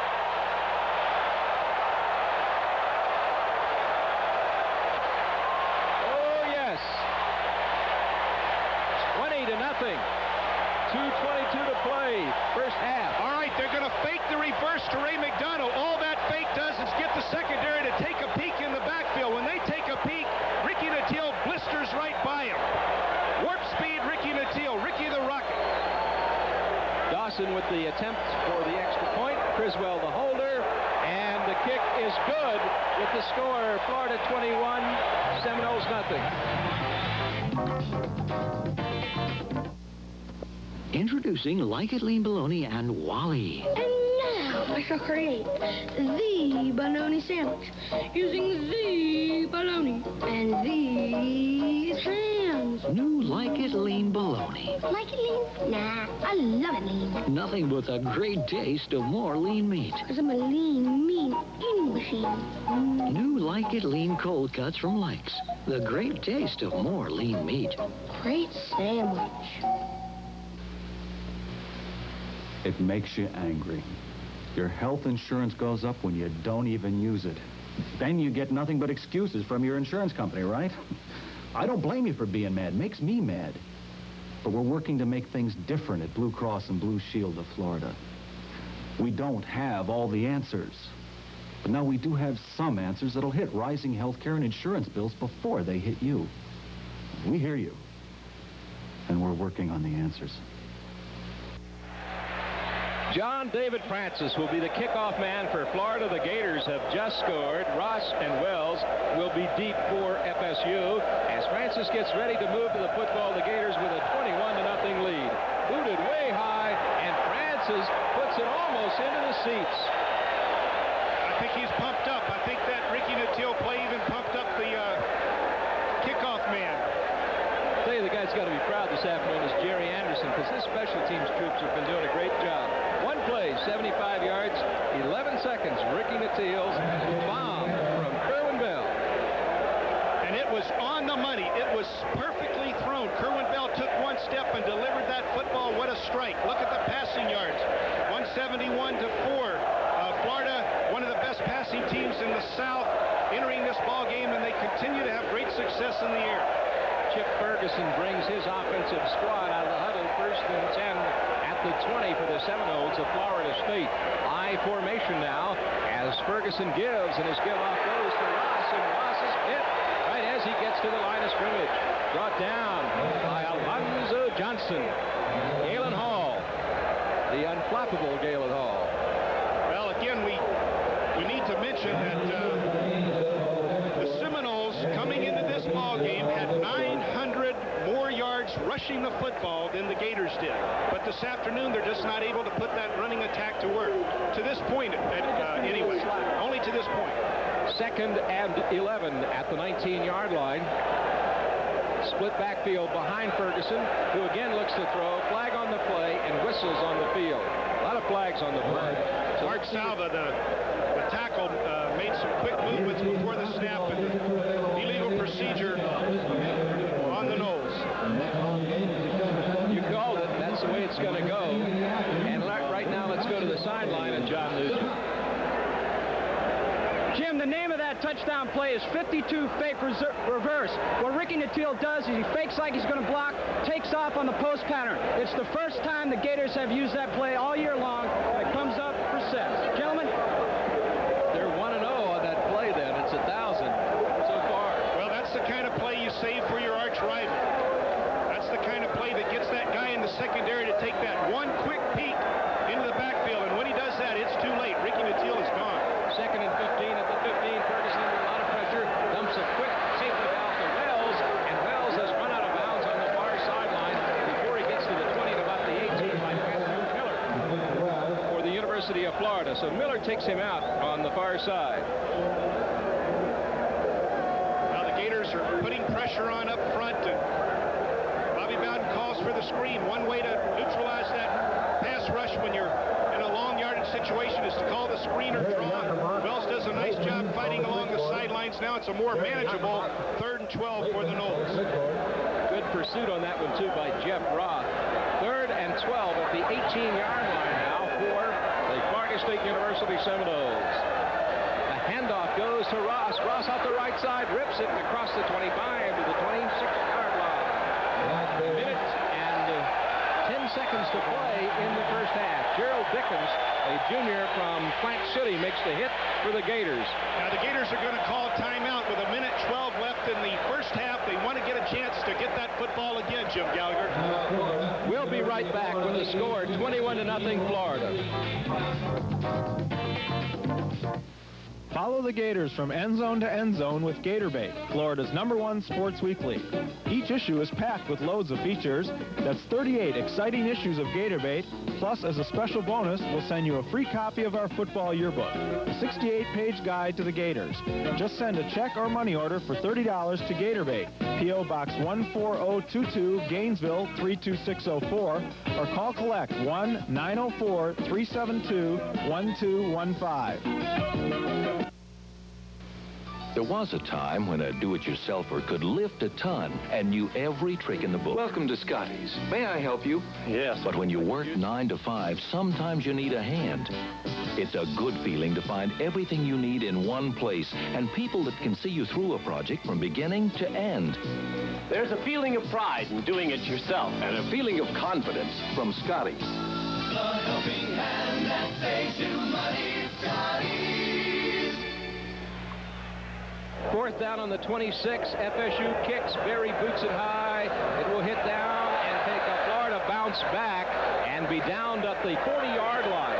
So the Gators, with 1:01 to play in the first half, have the football. And look at Albert the Alligator as he surrounds a couple of Seminoles and some Gator cheerleaders and some Seminole cheerleaders. Showing a lot of good spirit between the two schools. Well, it's amazing how your sense of humor decreases as the ball game progresses sometime, depending on what side of the line of scrimmage you're cheering for. Gators 21, Seminoles nothing. First half at Florida Field. And with a minute to go, will the Gators try and get back on the scoreboard? Will the Noles come up with a big turnover and maybe get a mental lift? Kerwin Bell with a split backfield, and the Gators are going to go for the ball. They're going to go for a long Gator, and it is deep to Nattiel, and he is brought down at the 15-yard line, inside the 15 at the 14. He did catch the ball, and then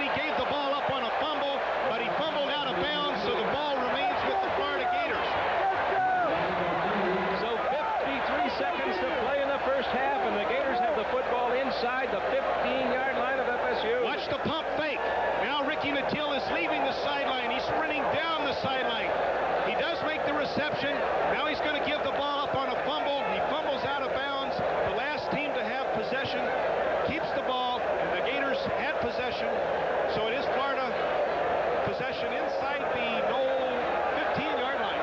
First and 10 at the 14-yard line. Kerwin Bell. What a strike. What a strike. Ricky Nattil again, and Bell is looking for the end zone. He's got it. Touchdown, Florida. Kerwin Bell gets Ricky Nattil on a perfect post. Off the left side and right into the end zone for another score. 48 seconds to play in the first half, and Florida up 27-0. Freshman cornerback Deion Sanders is beaten to the inside by the junior from Newberry, Ricky Nattil. Ricky the Rocket Nattil just sprints to the post. Kerwin Bell delivers another strike. 6 points for the Gators. Hard to believe the Gators have been this awesome on offense. Dawson is awesome, and the point is good. 28-0. We'll be right back after these messages. There's a lot of talk about who's number one in football, but there's never any doubt that Golden Diamonds Direct is number one when it comes to fine jewelry. Our beautiful showrooms display a championship collection of diamonds, pearls, color stones, 14-karat gold chains, bracelets, and rings. Our commitment to service is unrivaled. 3 gemologists are on staff, as well as 9 Benz jewelers for repair and custom work. Visit Golden Diamonds Direct. We have a first-string lineup of fighting Gator gold. But if you prefer the red and black, or the garnet and gold, how about them dogs? Or the Knolls? Burger King now begins a nationwide search for Herb, the one man who's never tasted a Burger King burger. Herb was never what you'd call normal. Herb has never learned to love flame broiling instead of frying. Herb was unusual. Herb was different. Herb has never enjoyed this sizzling Whopper. Pull yourself together. Herb, wherever you are, start asking yourself, aren't you hungry for Burger King, Herb? 62 yards, 2 plays, 13-second possession time for Florida. Scored 28-0, 48 seconds to play in the first half. Francis kicks off deep, and it goes again out of the end zone, kicks off to the FSU band in the end zone, and so the football comes out to the 20, and FSU, trailing by 4 touchdowns, gets possession. FSU offensively has shown themselves to be explosive this past year, but in this first half, they have not gotten on track. I'm sure Coach Bowden will make some adjustments at the half. Kerwin Bell having a great afternoon. Well, you know the Knolls are shell-shocked. You and I are shell-shocked. I cannot believe that the Gators have sprinted to a 28-0 lead here in the first half. This game was absolutely a toss-up before the opening kickoff, and the Gators have just taken complete control of the ball game here in the first half. First and 10 at the 20. Chip Ferguson looks at the Gator defense, and Ferguson gives off to Keith Ross. Ross hit, stacked up at the 20. Arthur White, the inside linebacker, makes the hit. 43, young man from Frostproof. Right now, the Gators have held the Knolls to 62 yards in total offense. Watch the little draw action right here. Arthur White from Frostproof making the necktie, throwing Keith Ross to the turf. Second 10. 20 seconds to play. Necktie tackle. Did I say making a necktie? Or whatever. Waiting for the snap was Ferguson. Dropping and being blitzed. Behind the line. Sacked at the 17-yard line by Alonzo Johnson. And what a great final game he's having. Great speed from the outside linebacker position. He just had the speed to get to the quarterback before he could find someone open, comes up with a sack. Look how wide he is out there. There's a lot of yards he has to make up before he can get to Ferguson, but he does come up with a sack. 28-0. The Florida Gators lead the Florida State Seminoles at the end of the first half. We'll be back with a halftime after these messages. Roll your Hesper truck down the highway, roaring up a hill, blasted down the freeway. You're in for quite a thrill. It's got working head and tail lights and a fuel hose on its tank, and this extra special feature, a real piggy bank. Just pretend that you're the driver, a big rig at your command. Truckin' Hess Fuel, truckin' Hess Fuel, cross the land. The Hess Toy Truck Bank comes fully assembled for $3.99. Ever-ready battery included, only at Hess stations. Do you know me? I'm Chris. And I'm J.D. from Rock 105's Morning Rude Zoo. And we're here to tell you about the Rock 105 Mega Card. Mega Card. Win fabulous prizes. And cash. Get great discounts at area stores. To save cash. The Rock 105 Mega Card can open up a whole new world for you. And get your girl. It cannot. How do you know? Rock 105's Mega Card. Listen to Rock 105 for details. And get yours today. Rock 105, North Florida's mega station. Painting clowns are very dear to me. This is the way I see them. And what you see is important, too. If you have cataracts, they can be removed in minutes as an outpatient with Faith Modern Cataract Surgery. It has restored the vision of many a cataract sufferer.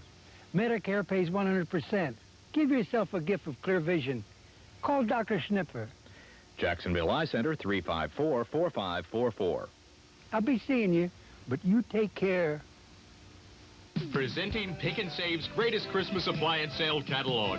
Hundreds of gift ideas for everyone on your shopping list. Television, stereo systems, microwaves, cameras, watches, personal care, and more. Check tomorrow's newspaper and your mailbox for Pick and Save's greatest Christmas appliance sale catalog. And save it for all your holiday shopping. Price is good through December 24th while quantities last. Whatever you want, Pick and Save has it. Pick and Save has it for last.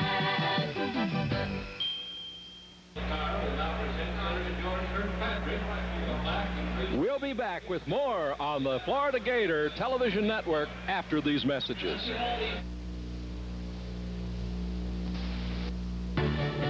It doesn't matter how hard you work. Without farmers, you couldn't bring home the bacon, or the eggs, or anything. But since the American farmer is willing to invest his lifetime with no guarantee of success, you're free to pursue your dreams and goals. So chances are, if you don't appreciate farmers, you just haven't tried doing without them.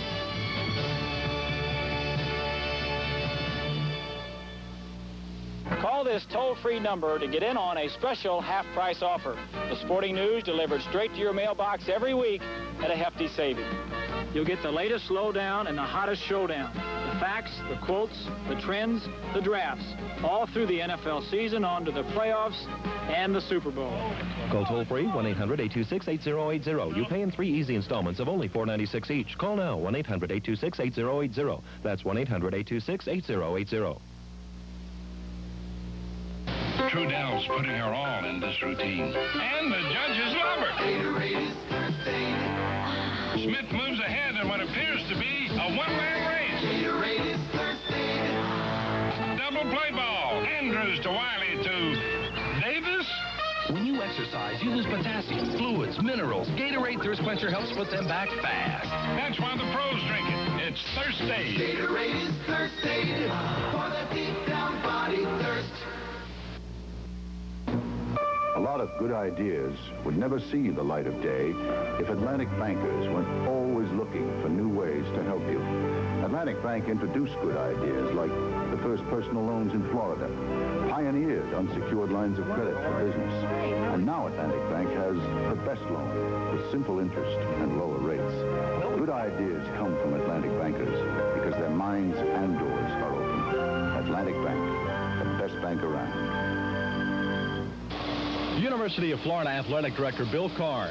He's looking ahead to a new look in Gator sports with 5 new athletic facilities. It begins right here with phase 1 of a new baseball stadium. As the first step, the infamous hill in left field is being removed. After the '86 season, construction of a new field house, locker room, and grandstands will get underway. And this is just for starters. Gator golfers will enjoy a new clubhouse and locker room. A new varsity tennis facility has been approved, along with a new track stadium and a new swimming warm-up pool. All of championship caliber, all expected to be finished within the next 3 years. I think basically they'll make the facilities equal to the programs. It's ironic that it hasn't been the other way around here at the University of Florida. But the way I feel about it, David, is that it's just time for us to get these things done. Funding these improvements depends a lot on support from Gator fans. We have solicited some individuals for major gifts, and at this point we have received some commitments. We need to receive more, and we're continuing to work on that. We feel that there's a lot of support out there for these facilities. This is not to overlook the #1 football team in the Southeastern Conference for the second year in a row. More fans want to watch the Gators at Florida Field. So the Athletic Association has authorized a study of enclosing the north end zone. I think it is inevitable. I think the Florida fans have demonstrated that we need more seats at Florida Field. And the question of when we build that is a financial question. And we need to make certain that we display the proper prudence in making that decision in a deliberate fashion. So we look forward to that happening in the not-too-distant future. Athletic Director Bill Carr says by this time next year, he hopes the engineering and architectural preliminaries will have been completed. More Gators in the stands to cheer on the Gators on the field.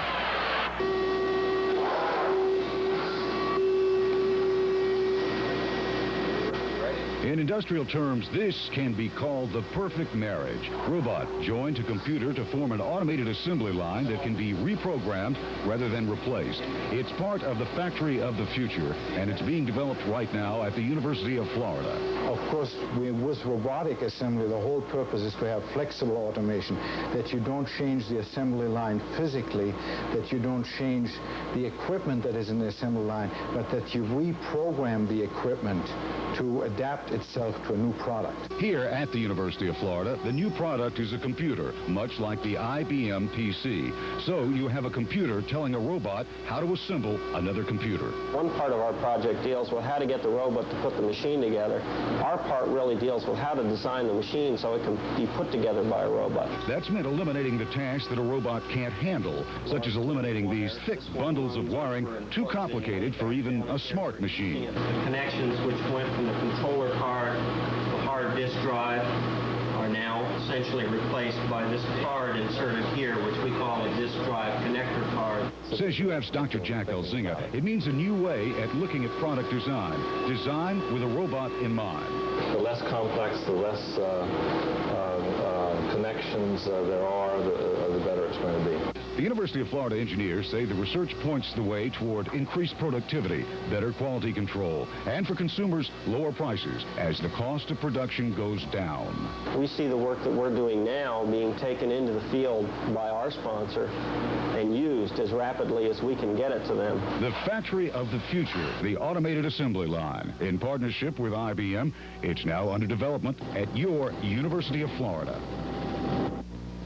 Introducing Like It Lean Bologna and Wally. And now I shall create the bologna sandwich using the bologna and these hams. New Like It Lean Bologna. Like it lean? Nah, I love it lean. Nothing but the great taste of more lean meat. Because I'm a lean, mean eating machine. New Like It Lean cold cuts from Likes. The great taste of more lean meat. Great sandwich.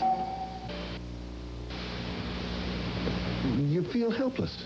You have no control over the cost of your business's group health insurance, the rising cost, unless you reduce benefits or change insurance, and that's no permanent answer.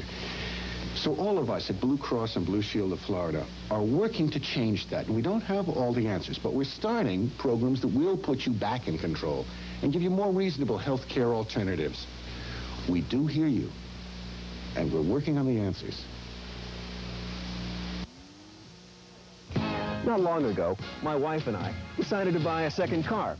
So we went to our Nissan Datsun dealer and got this, a brand new '86 Nissan truck. Hey, it just made sense. A Nissan truck has quality, comfort, and styling. It's built to last and fun to drive anywhere. And it doesn't cost an arm and a leg to buy one. A lot of good reasons why our first choice for a second car was a Nissan truck. See your Jacksonville Nissan Datsun dealers, Langley Datsun, Coggin Nissan, or Sunrise Datsun. First came The Wheel, then there was Jeopardy. Now, from the producers of Wheel of Fortune and Jeopardy comes TV's ultimate big money challenge. Headline Chasers with host Wink Martindale. Is it Miss America gives up crown for $5,000? Yes! It's all about events, famous voices, and faces that make front page headlines, and you can play it right at home. That sounds great. Headline Chasers. Weekday mornings at 10:30 here on TV4. Home at last. It's time to relax and let the music wash over you like a slow, warm breeze as thoughts of rich, creamy General Foods International coffees fill your head. Sugar-free Swiss mocha, luxurious coffee with a sumptuous flavor of chocolate. And now the delicious reward, and only 30 calories. Now that's something to celebrate. Sugar-free General Foods International coffees with 100% NutraSweet. History was made today at the University of Florida as Fred and Pat Fisher donated $6.5 million to the university's School of Accounting. This generous gift by the Fishers is the largest private donation ever made to a state-supported university in Florida. The money will be used to provide a perpetual endowment for the school, and a portion of the gift will fund an eminent scholars chair. The School of Accounting is being named in honor of the Fishers. Fred, let me ask you, what prompted you to give this generous gift to the School of Accounting? Well, a variety of things, but certainly we've got caught up in President Kreiser's dedication to make the University of Florida a preeminent university in the United States. Now, Fred, you're a graduate of the School of Accounting. What would you like to see accomplished with this generous donation? Well, I think the School of Accounting is an integral part of the business college and the total university, and I think it'll aid in contributing towards the continued and improved excellence of the total university. Mr. Kreiser, what kind of School of Accounting do we have here at the University of Florida? Well, you know, Jim, the big 8 accounting firms in the country last year said this was the best accounting school in the United States today. So we start from a strong base, and we're going to make it even stronger. We're going to be sure that it stays there at the very top. We're going to see that this money is made available to supplement state appropriations and not to substitute for state appropriations. Well, as a graduate of the School of Business Administration, I'm excited about this donation. I know it's going to make a big difference with the School of Accounting. It really is. I also am a graduate of that school, and it's a much stronger school than it was, Jim, when you and I graduated from it, fortunately for us. But people like Fred and Pat Fisher are making it possible, even making it a greater school. Fred, would you have any comments to make to other alumni and supporters of the University of Florida?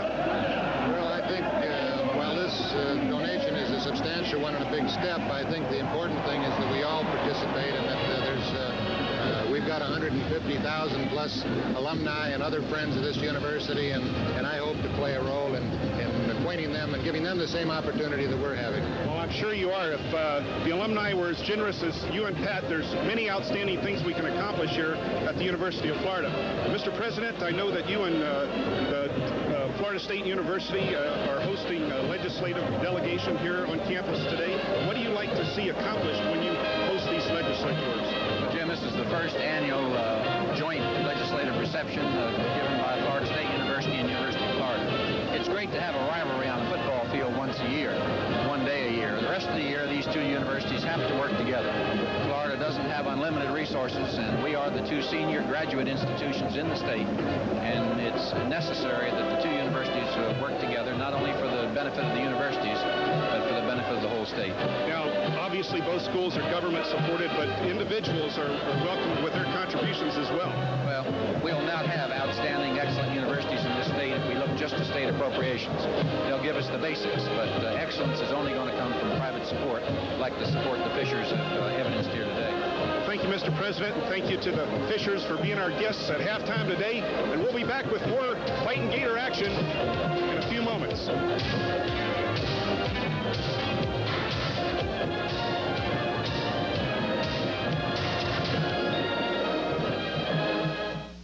Team, it's time for our trip to the field. Volunteers? Pelkey again. Pelkey! Senor Pelkey again! Why does the intrepid Pelkey take to the field when others head for the hills? It's Pelkey again! He belongs to Eastern Airlines Frequent Traveler Program, which helps him earn free trips to fabulous places. Oh, it's Pelkey again! Shouldn't you be an Eastern Frequent Traveler? There was a time when a do-it-yourselfer could lift a ton and knew every trick in the book. Welcome to Scotty's. May I help you? Yes. But when you work 9 to 5, sometimes you need a hand. It's a good feeling to find everything you need in one place and people that can see you through a project from beginning to end. There's a feeling of pride in doing it yourself and a feeling of confidence from Scotty's. The helping hand that saves you money, Scotty's. This is the new Key Buick in Quality Circle, the ultimate Buick showcase, the dealership that's different. And these are the people of Key Buick that make the difference in helping you choose Buick quality at your price. Let them show you all of the new 1986 Buicks in a complete selection ready now for immediate delivery. You've never seen anything to compare with this totally new concept in automobile sales and service. It's all here at the new Key Buick, the ultimate Buick showcase. A message from Robert Lipsky. If you obeyed this sign and were injured or a member of your family killed by someone who didn't, you may be due a cash settlement or court award. Dial 355-0220 now for your free phone consultation with Robert Lipsky. Learn at no cost to you if you may be due dollar compensation if you've been injured or a member of your family killed in an accident. 355-0220. Call now. We'd like to help.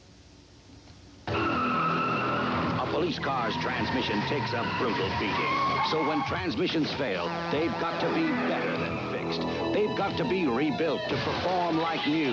That's why so many police departments go to AMCO, because AMCO wrote the book on transmission repair.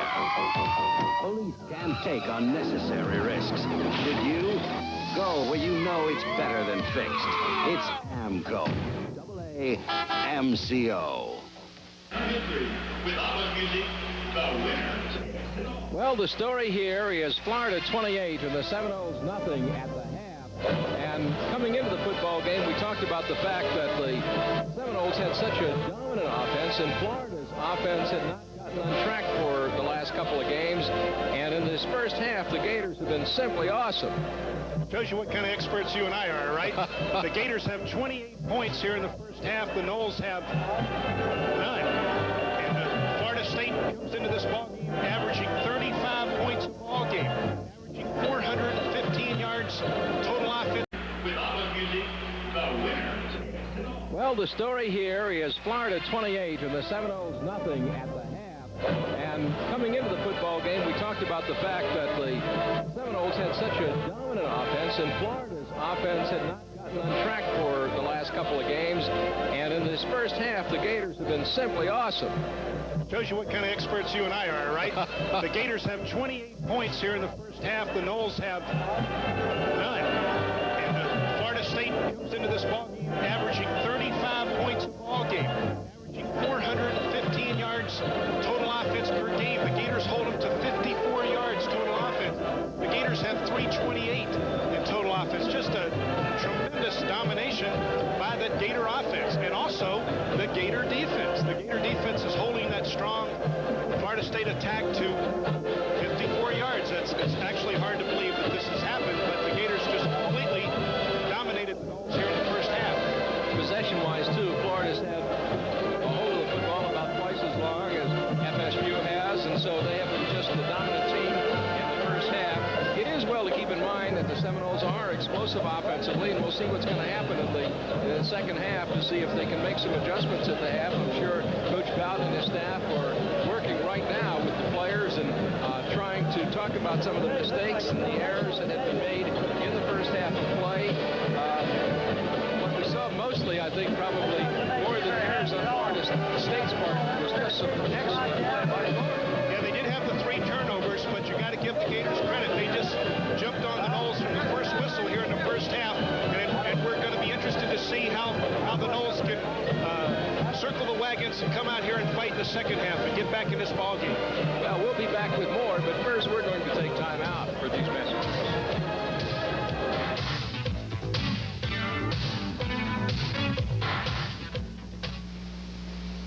There's a reason we Americans are such good breadwinners. The same reason we shell out less of our incomes for food than ever before. It's the farmer. His efficiency makes him the cream of the crop, with each American farmer squeezing enough from the land and from himself to feed 80 other people. Without the farmer's dedication and drive, you couldn't bring home the bacon.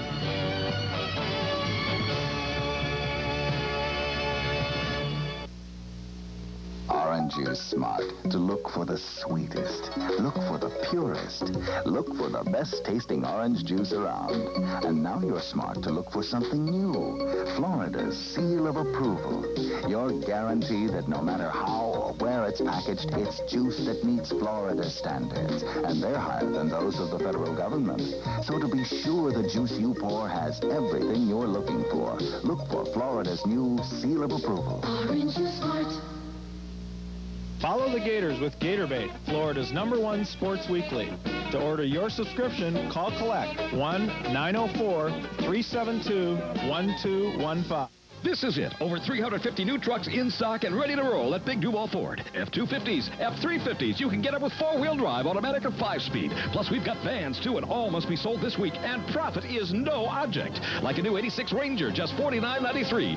New F-150 4x4, a steal at just $85.88. Or your choice of 22 all-new Bronco 2s, specially sale priced. Hurry to Big Duval Ford and get your tough new truck today at Big Duval Ford, 1616 Cassett Avenue.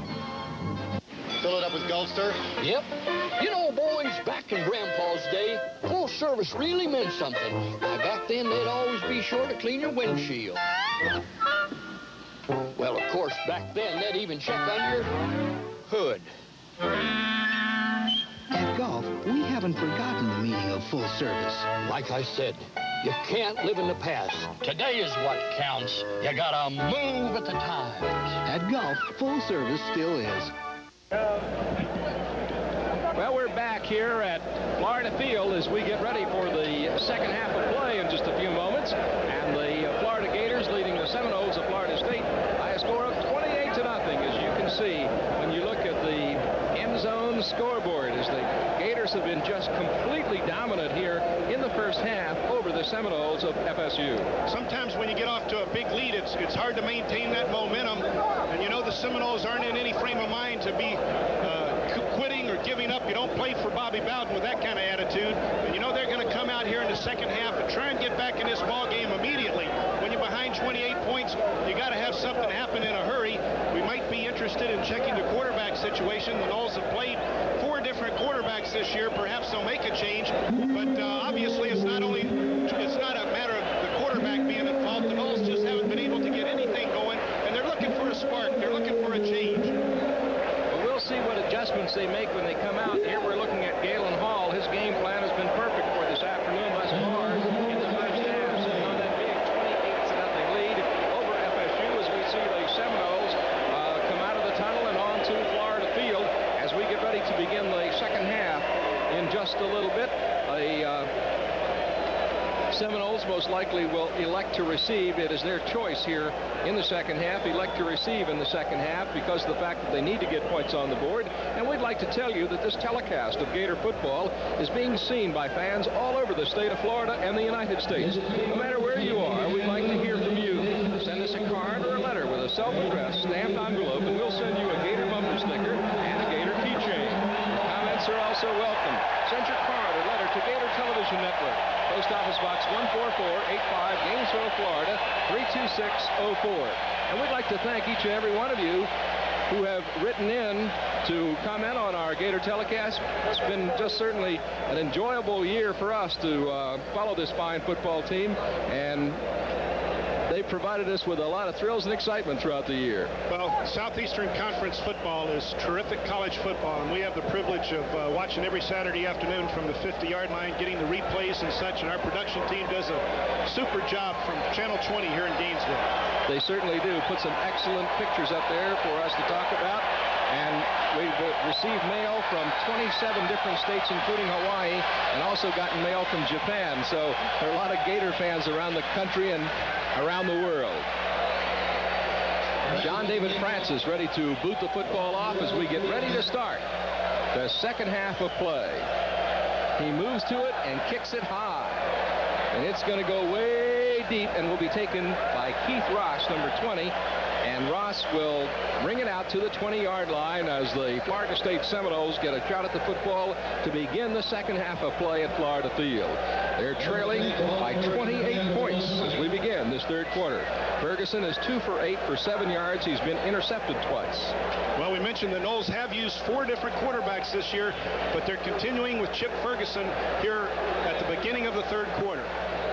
He's the freshman from Spartanburg, South Carolina at 6'1", 207. I formation being used by the Noles, receivers left and right. The pitch is going to go to Ross, who comes to the near side and is stacked up as he hits the line of scrimmage. Looked like it was Lewis Oliver that got him, the youngster from Belglade, and brought down there right at the line of scrimmage. So that brings up second down 10 at the 20 for the Seminoles. Well, your strong safety a lot of times cheats up towards that line of scrimmage, and he has to have that linebacker personality on occasion to make that big hit, and Lewis Oliver did a nice job right there. Chip Ferguson with the I formation again. Florida with the 3 down linemen trying to put the pressure on now. Ferguson drops the throw and does, and it is complete to Hassan Jones. First down at the 37-yard line. He's stuck by Curtis Stacy as he touches the football. First catch of the afternoon for Hassan Jones, a great wide receiver for the Seminoles. In the mold of Ouija Thompson and Jesse the Jet Hester and Dennis McKinnon, who went on to play with the Chicago Bears, Ron Sellers, Fred Biletnikoff. The Noles have a history of great wide receivers. First and 10 at the 37-yard line as Ferguson gives off to Cletus Jones, and Jones gets a couple of yards to the 42. Keith Williams brings him down. Yes, that's true. They've had a lot of great pitchers and catchers up there at Tallahassee. Quarterbacks like Gary Padgett, Kim Hammond, Steve Tensey, Jimmy Jordan, Wally Woodham. They've gone through 4 this year. Well, they need to have emerging. That's right, Jim. They need to have some success right now with this offensive series. They need to reestablish some confidence on their side of the line of scrimmage. Right now, the Gators have all the confidence. Second and 5 at the 42-yard line. And Ferguson rolls on the quarterback keeper, then pitches to Ross, who is driven out of bounds at the 39-yard line behind the line of scrimmage. The freshman from Newberry is hit and bounced out.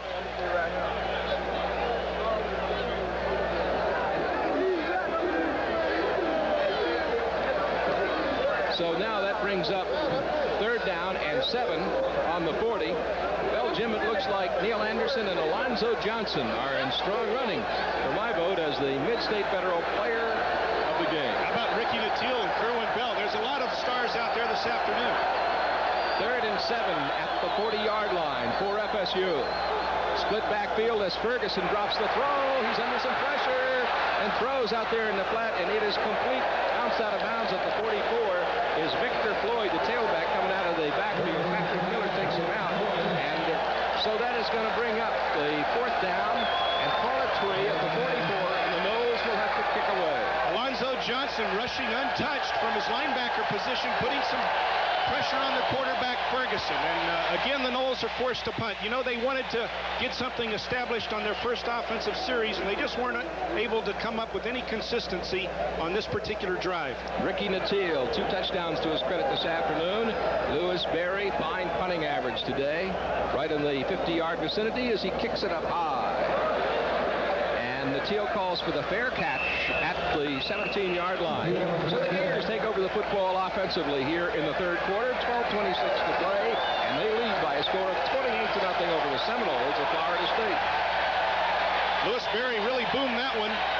Ricky Nattiel forced to make the fair catch. A nice job by the Seminole punter. The Gators are inside their 20. They haven't had bad field position all day, hardly at all, and right now they are back close to their goal line inside their 20. 10 for 12 for 233 yards for Kerwin Bell.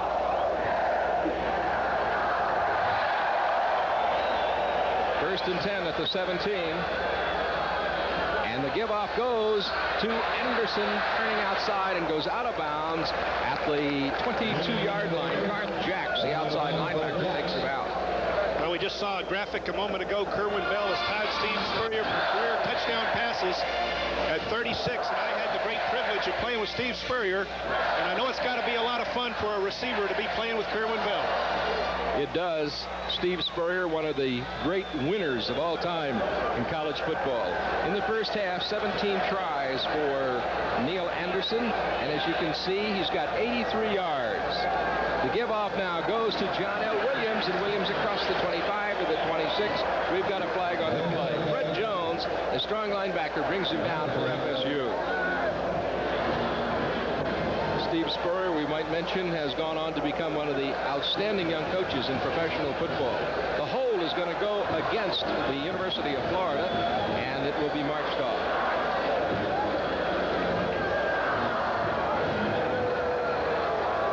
They take the football back to the 11-yard line. It goes back to the 11-yard line. So Florida set back some for that holding call. Well, as far as the defense is concerned, that's just like a sack behind the line of scrimmage. They got to get themselves emotionally up right now. We were talking about the Noles being out of the ball game emotionally. Here they have the Gators backed up, and they do have a chance to get something done. High formation being used by Florida right now as Bell looks at the FSU defense, and he gives off on the delayed draw to Neil Anderson, who stacked up after a short gain on the play by Fred Jones. 11 minutes and 50 seconds to play third quarter. The Gators 28, FSU nothing. Now the Gators were hoping right there that the Noles were coming out of control and blitzing, and they would sneak the tailback by him on the draw, but it just didn't happen. The Noles tripping up Neil Anderson. Now it's 3rd and long. Let's see what the Noles do in terms of their pass rush. If they have an all-out blitz or if they sit back in coverage. 3rd and 15 at the 13-yard line. Split backfield behind Kerwin Bell. As Bell looks, being pressured, throws a quick pass out to his tight end, Rodney Jones, 87. And I'm sure he was about the 4th receiver on the play because Kerwin was looking long first and then flipped it out. So it goes to the 15-yard line.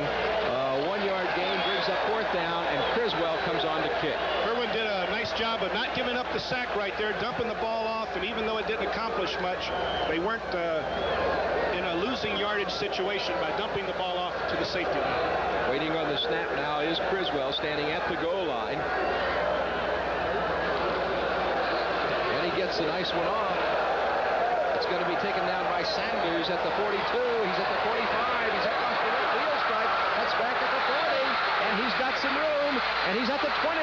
He's at the 15, the 10, the 5. And he's in the end zone for the score. But there is a flag on the play at the 15. Just tremendous athletic ability by Deion Sanders. I don't think anyone ever got more than an arm on him. That's the lift the Noles were looking for. Illegal procedure against the Gators is declined. The Noles have a big play by Deion Sanders, the freshman from North Fort Myers, Florida. Watch the cutback right here. Now he's in a wall of Seminole blockers. Cuts back again. Lewis Oliver missing on the tackle. Now Criswell is the last player there. And he doesn't have a chance because he gets blocked. Just a fantastic play by Deion Sanders. So that gets FSU on the board, and the Seminoles have 6 points. It's 28-6. Derek Schmidt will attempt the extra point. Kurt Coker will hold. Waiting for the snap is Coker. Schmidt moves to it and boots it, and it is good. With the score, the Gators 28, FSU 7. We'll be right back.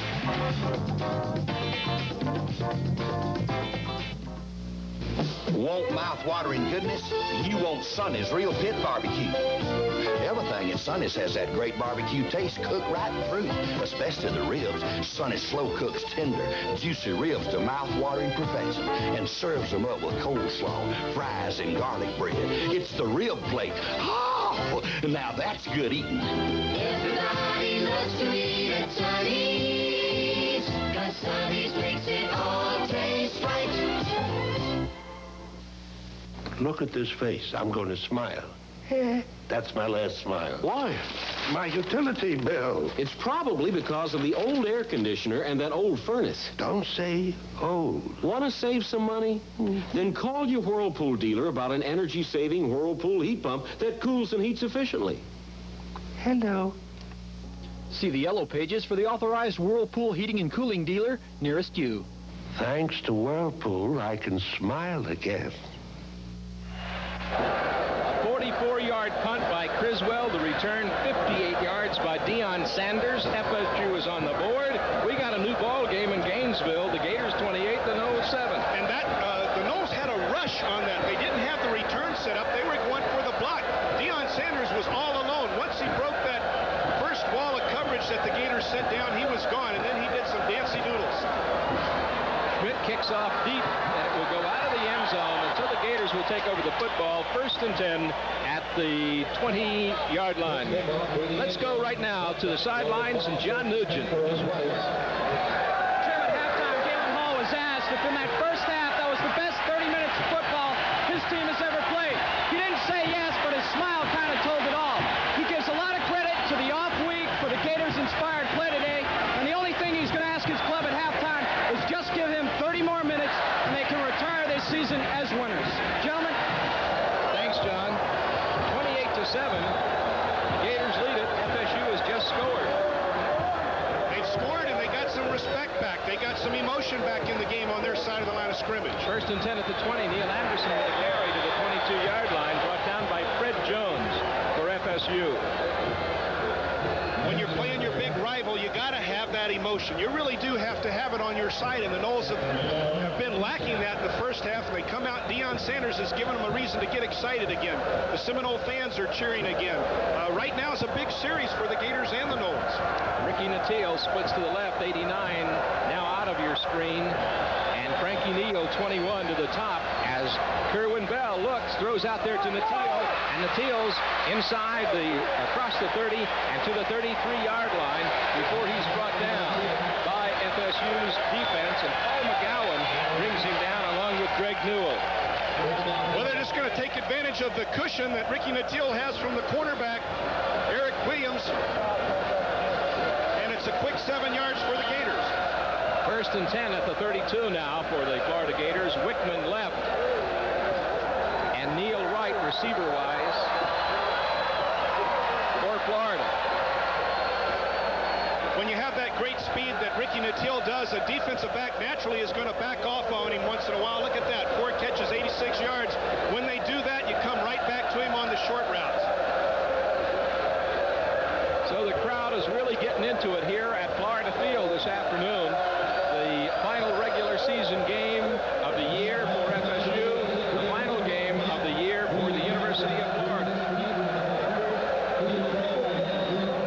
FSU 8-2 coming in, Florida 8-1-1. Here they come now on 1st and 10 on the 32-yard line.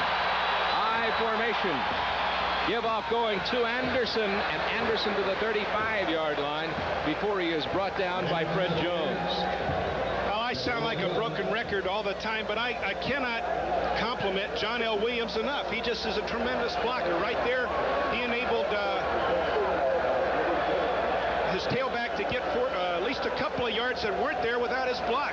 Neil Anderson, I know, appreciates the work of John L. Williams. You see John L. moving the defender back, giving Neil Anderson a little bit of room out there.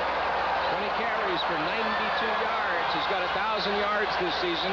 The leading rusher in the University of Florida history. Kerwin Bell looks, throws a quick one out there to John L. Williams. He's swarmed under behind the line of scrimmage. Brought down way behind the line. It's Garth Jacks taking him down along with Fred Jones. Kerwin did not see the pressure coming from Jones and Jacks right there, and they made a great play in the backfield. And so that brings up 3rd down for the Florida Gators with the ball at the 28-yard line. Kerwin Bell had hoped to go downfield on that play, but the receivers weren't there, so he made the dump off, but the Noles were all over. John L. Williams. Anthony Williams, 36, is the upback right now. They go with a slot offense, and Kerwin is dropping, looking to throw. He's going long for Frankie Neal. Almost. A little overthrown. I'll tell you, Neal had the coverage beat pretty well. Deion Sanders was back there, and had that been thrown just a little shorter, it would have been another touchdown for Florida. Yeah, Deion Sanders is having a talk with his strong safety, Greg Newell, about giving him some help in the middle. Frankie Nattiel did have the step, and the cornerback is looking for some help from his safety right there. The ball was just overthrown a shade.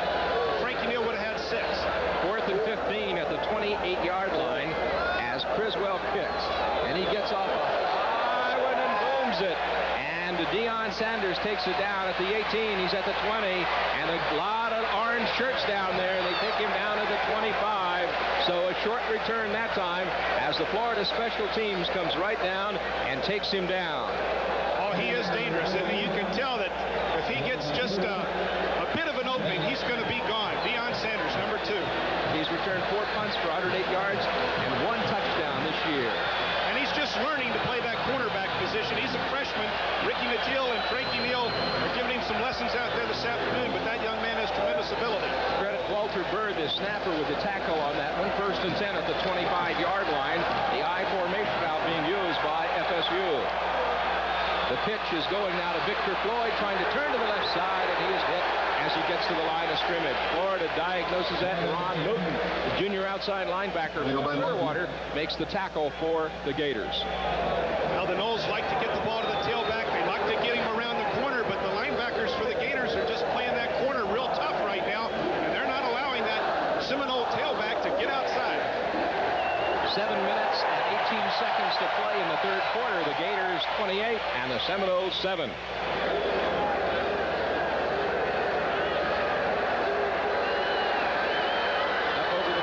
The center, Parrish Barwick, and the snap goes to Ferguson, who's looking for somebody out there, and it is caught, but stuck right away at the 30-yard line is the tight end Pete Panton, and Lewis Oliver from Belglade makes the tackle.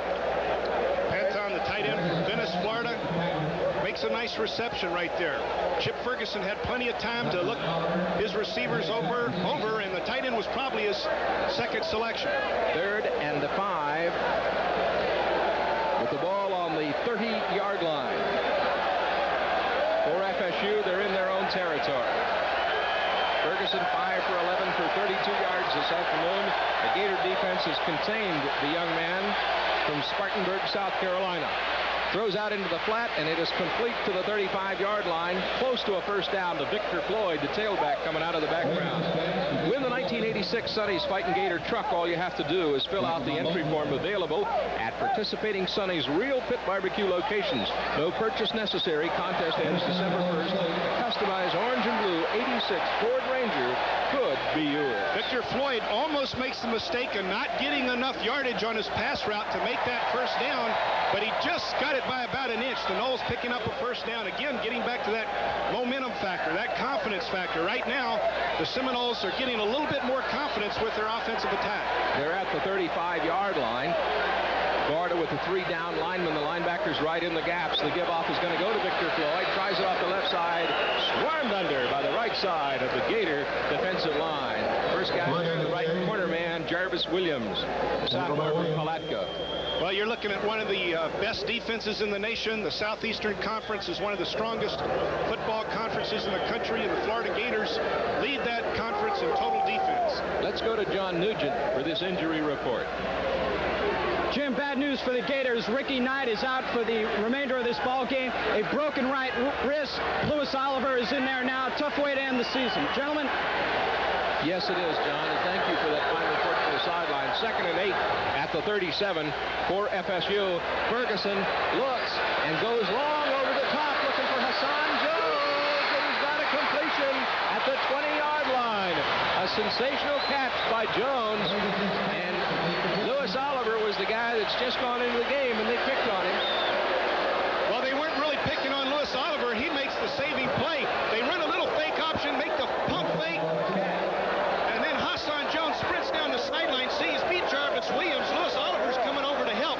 Jarvis Williams was peeking in the backfield. The problem that the Nole defense had a little earlier, peeking in the backfield. Then they send him down the field deep, and he was wide open. Lewis Oliver made a saving tackle. 1st and 10 at the 20. That was a 43-yard catch by Jones. Ferguson again looks to go to the air. He's got the time to throw, and it's complete inside the 5 to the 4 to Darren Holloman. The sophomore from Tallahassee, Vernell Brown, makes the tackle for Florida. Little fake pitch to the tailback. Derek Holloman was open all along on the inside. Ferguson was just waiting for him to get open a little bit wider, and Vernell Brown was standing right there to make the tackle, but the Noles are on a roll. 1st and goal at the 4. 4 minutes and 30 22 seconds left to play in the third quarter. The Gators sitting on a 28-7 lead. Threatening here in the third quarter. Ferguson casts the signals. The Gators up front. And Ferguson hangs on, runs it in himself. Touchdown FSU. The Seminoles have 13 points on the board. Just a great fake by Chip Ferguson to his fullback, Cletus Jones, and he walks into the end zone untouched. Watch this fake. The Gators are expecting the dive. Here comes the option. There's no one there. He reversed out, faked the handoff, and then just walked into the end zone. 28-13 the score as Schmidt goes for the extra point. Kirk Coker will hold. Waiting for the snap is Coker. Schmidt boots it, and it is good. With the score, the Gators 28, FSU 14. We'll be right back after these messages.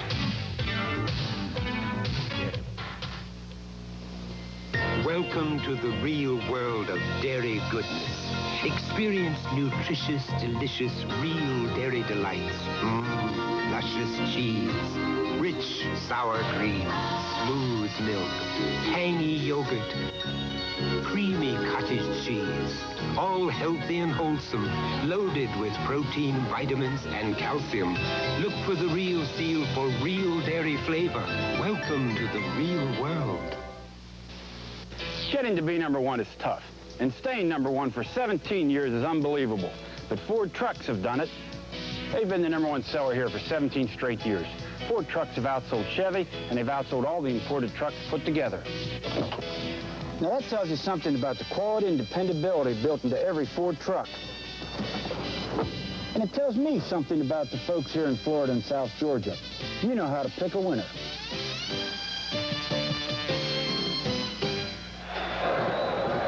Seven plays, 75 yards for the score. The extra point was good. Time of possession, 3:28.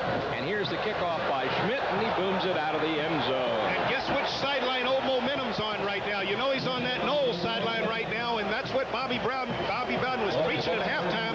We can get back in this ball game, and the Knowles certainly have done that. So it'll be 1st and 10 now for the Gators of Florida, as they take over the football offensively with 4 minutes and 18 seconds to play in this third quarter. Now they're in a situation where they're protecting a 28-14 lead. But you don't go in a shell.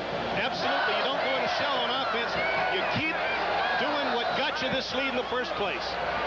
So here's Kerwin Bell looking at the FSU defense. They go with a 3-down lineman. A split backfield behind Bell. On the counter, he gives off to John L. Williams, and he is stacked up behind the line of scrimmage and lost. Lenny Chavers, the senior nose guard, got in to get him. And as you see, or rather as you say, Jim, the momentum is really on that Florida State side. And we knew Florida's that got to stay cool. Excuse me, we knew that would happen. This game was going to go back and forth all afternoon. The Gators just jumped out to an unbelievable lead. Now the Knowles are fighting back with a lot of strength. 2nd and 12 at the 18-yard line, as Kerwin Bell waits for the snap with the I formation. Fakes the handoff and goes, and he's going for Frankie Neal. He's got him! He's at the 20, the 15, the 10, the 5, and he's in the end zone for the score. Touchdown, Florida! Tracy Sanders ran him down from behind, but Frankie Neal on the long touchdown bomb from Kerwin Bell. It was 2nd and 12 at the 18-yard line. At first glance, I thought Frankie Neal was hot-dogging a little bit there on the 10-yard line, but actually pulled a hamstring. Watch Kerwin Bell deliver another awesome strike. At least 40 yards on the fly. Frankie Neal has beaten the linebacker who was covering him. Now watch him. He's going to be pulling a hamstring here at about the 10-yard line. I thought he was penalizing or teasing the defensive back, but he was hurt. Just a brilliant play by Frankie Neal from Okeechobee, Florida. And so now they try for the extra point, and Florida leads 34-14. Is that exciting or what? That is exciting. My goodness. Frankie's had 2 catches this afternoon for 109 yards. Well, those wide receivers work so hard to get open, and when they have a talented quarterback like Field can hit them on the button, you know they're excited about running every pass route. Waiting for the snap will be Criswell, the holder. Dawson will be the kicker. Bird, the snapper. And it is right down the middle and good. And the Florida Gators lead by a score of 35-14 with 3 minutes and 33 seconds to play in the third quarter. So Florida reached right back and found it for a long score. I can't believe the excitement that these young men generate on that football field. Anytime the ball's in the air, it makes the game even more exciting, and we're seeing that football fly this afternoon. Now you see the Gators doing their push-ups on the sideline, the cheerleaders. Watch Kerwin Bell take that step, deliver the ball down the field. Frankie Neal has beaten the coverage. The safeties aren't able to get over and help. They're in valiant pursuit. He's hurt right now, I think, and then the pull muscle is going to cramp up completely right here on the 10-yard line, and he really makes a valiant effort to get in the end zone. And he does. So you see the Gator faithful standing up here at Florida Field, and we get ready for the kickoff as John David Francis will kick off. He's put every one of them in the end zone this afternoon. 82-yard pass. What a brilliant play. From Kerwin Bell. Extra point by Dawson is good. 2 plays. And there it is. Long and high. And it'll be taken down by Keith Ross. He genuflects to one knee, and they'll bring it out to the 20-yard line. And the Gators have Frankie Neal and Ricky Nattiel and Brett Whitman and James Jones all returning next year at the wide receiver position. Ray McDonald, the only senior among that talented receiver corps. You see Chris Patrick a moment ago, the trainer from Florida, working with Neal, and you saw the ice right on the back of his leg. Kerwin Bell over 300 yards right now passing the football, and we've still got 3 minutes and 33 seconds in the third quarter.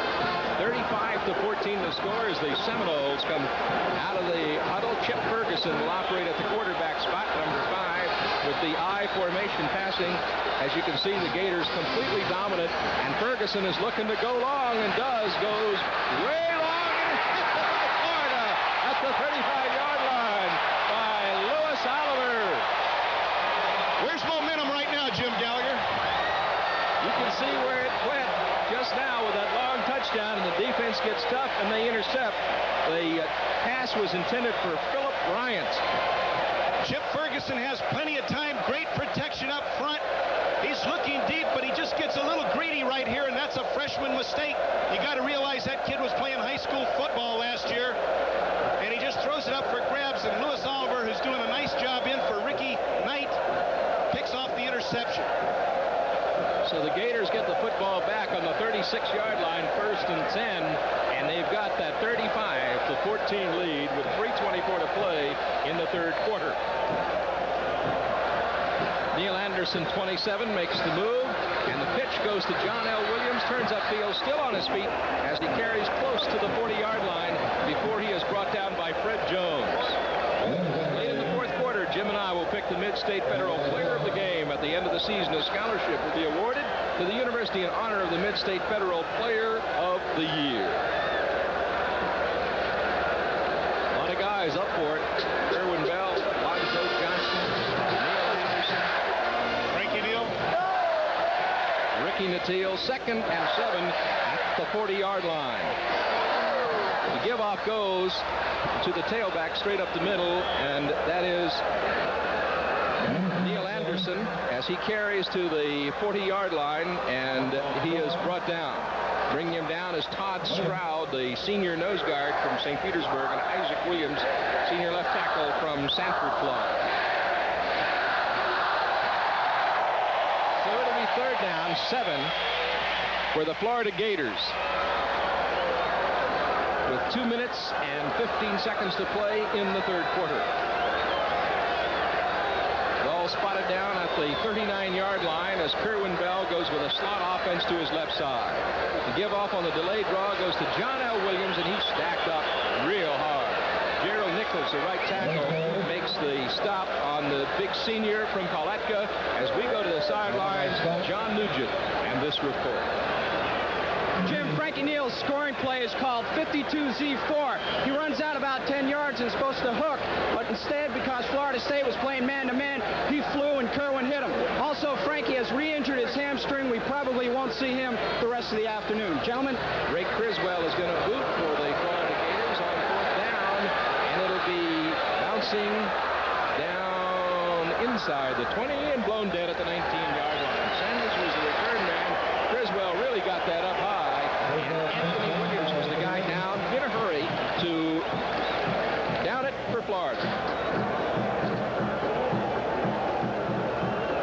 Well, the Noles had success on offense on the previous series when they had the football. Now they want to get back to move that ball down the field and put some points on the board. Obviously, the time is on the Gators' side right now as we approach the end of the third quarter.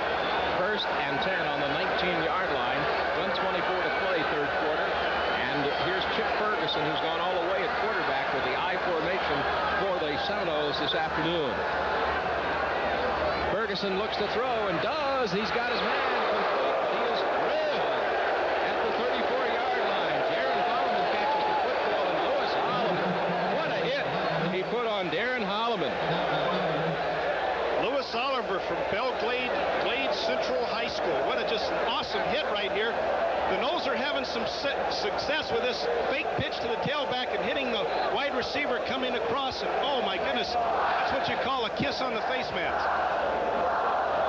Well, he's down on the field right now, and they'll be getting him up in just a moment. Following today's football game, be sure to go to the... You know, that's how the game of football is played, though. It's unfortunate that Holloman was hurt on the play, but what happens is you don't want those receivers coming across there untouched. So when they do come across there, you try and make them remember that you're there. And the safety, Lewis Oliver, certainly did that. There's Galen Hall. What an excellent record he has at Florida. And Bobby Bowden, a guy who can be very proud of his record at Florida State. Got two coaches who are genuinely friendly and respect each other, both competing this afternoon at Florida Field. Yeah, you hate to see a young man get hurt. Darren Holloman's playing a great football game for Seminoles this afternoon. He's had a great year for them. He's from Tallahassee, Florida, 5'7", 170. Not a big young man, but it takes a big heart to come across that middle on that slant route and not worry about that safety hitting you. That's the toughest one to run, right over the middle. Holloman, by the way, has had 2 catches for 31 yards this afternoon. Ferguson is 9 for 16 for 111 yards, so his stats starting to look a lot better in the second half than they did in the first half. 1st and 10 at the 34-yard line for FSU as Ferguson gives off to his fullback, Tony Smith, and Smith off the right side and carries close to the 40-yard line. Leon Pennington and Riley Western, another Belle Glade product, will take him down. Tony Smith, as we mentioned earlier, was one of the greatest high school rushers in Dade County history, and the Seminoles were looking for big things from him during his career, and he's really produced this year from the tailback position. There you see how many seconds left in the third quarter, and the scoreboard tells the story at Florida Field as the seconds drop off here in this third period. And Chip Ferguson looks to throw. He's going up over the top, and it is intended for Hassan Jones, and falls is incomplete. The coverage man was Adrian White, number 2, and I think Hassan Jones was perhaps looking for a flag on that one, but there was none. Well, he did get tripped up. It was unintentional, but a lot of times that flag will fly whether it's intentional or not. And I don't think they thought that pass could be caught, so they didn't throw the flag. If it had been closer to him when the trip occurred, they probably would have flagged that one. 3rd and 4 on the 40-yard line is the situation as we come back now for the Seminoles of FSU. Big third down for the Noles right here on their own 40-yard line. 21 seconds to play in the third period. Ferguson with a split backfield and receivers left and right with the pro offense, and he's got the time to deliver and does out there for the first down as he gets his running back, Tony Smith, coming out of the backfield. And bulldogged out as he crosses the 45. Yes, Smith, and Pennington does the job. Right, Leon Pennington there, Jim, was isolated on the tailback. Leon Pennington plays inside linebacker. You see him coasting out to the side right there. Tony Smith obviously has more speed and is able just to sprint away from him for an instant and make the reception for the first down. First and 10 on the 46-yard line now for the Seminoles. As the time runs out at the end of the third quarter. Florida 35, FSU 14. Fans and stoves at 5 points. Look at our fireplace doors and fireplace tools. Fans and stoves at 5 points. Look at our ceiling fans and wood stoves. Fans and stoves at 5 points. See our special on scratched and dented ceiling fans with light, $59.95. For the best selections of fans and wood stoves, come to Fans and Stoves in Riverside's 5 Points. It's the Good Guys White Hat Giveaway at Westside Dodge. Test drive a new Dodge and get a free white hat. It's as simple as that. Get 8.6 financing on selected models. Save hundreds on Daytonas, Aries, Caravans, and Ram truck pickups, all with 5-year, 50,000-mile protection. Test drive a new Dodge and get your white hat free. See the Good Guys at Westside Dodge, 1672 Cassett Avenue. At Florida Field as we start the fourth quarter. The Gators 35, the Seminoles 14. At Florida Field as we start the fourth quarter. The Gators 35, the Seminoles 14. The Seminoles have the football and they've got it on the 46-yard line. And the Seminoles win the third quarter 14-7, so they have gotten back in the ball game. They have instilled a little bit more confidence in their offensive attack. As Chip Ferguson, their quarterback, looks to throw. He's got the time and delivers to Hassan Jones, who is hit as he catches the football at the 34 by Jarvis Williams. Jones, an excellent receiver. No doubt about his ability. A senior from Clearwater, Florida, at 6'1", 200. And as you point out early on, a lot of great All-American receivers who have come out of Florida State University, as they certainly know, in the National Football League. Hassan just ran a simple hook-in route right there. Chip Ferguson delivered a strike. Big completion for the Noles. First and 10 at the 33-yard line of Florida for the Seminoles. I formation now as Ferguson gives on the reverse. Taken down by Clifford Charlton. Big defensive play for Florida. Brings him back to the 44. Clifford Charlton saw that play from its inception. He saw Philip Bryant coming back to him. If Clifford Charlton doesn't make that play, Philip Bryant is still running. Not only that, he's going to hear about it the rest of the year because he lives in Tallahassee. They're both from Tallahassee, Philip Bryant and Clifford Charlton. 2nd and 21 on the 44. As FSU's Chip Ferguson looks over Florida's 3-man front. Now Florida going with a 4-man front. In the nickel, throwing a quick one out there to Philip Bryant, and Bryant still on his feet, but brought down at the 37-yard line by Jarvis Williams. I'll tell you,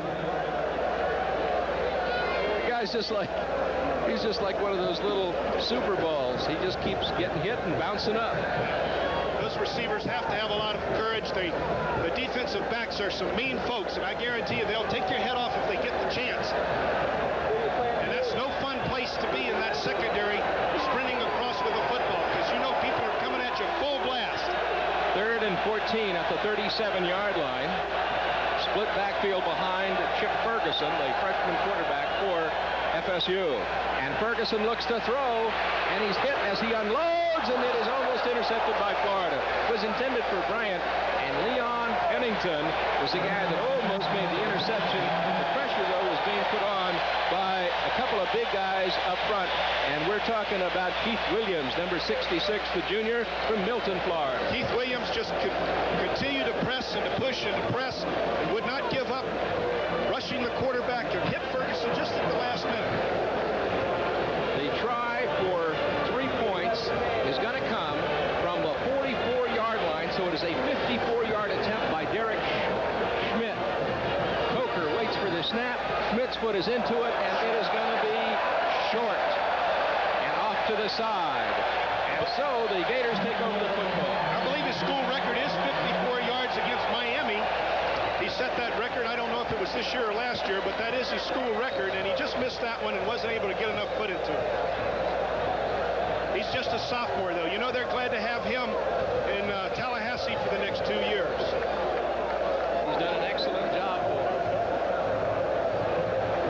Jim, I feel Alonzo Johnson, Neil Anderson, and Kerwin Bell have all played very well and deserve consideration for the Mid-State Federal Player of the Game, which we'll be picking in a few minutes. And Lewis Oliver, it's hard to miss a player in that orange and blue that hasn't played well this afternoon. Now thinking about Ricky Natile.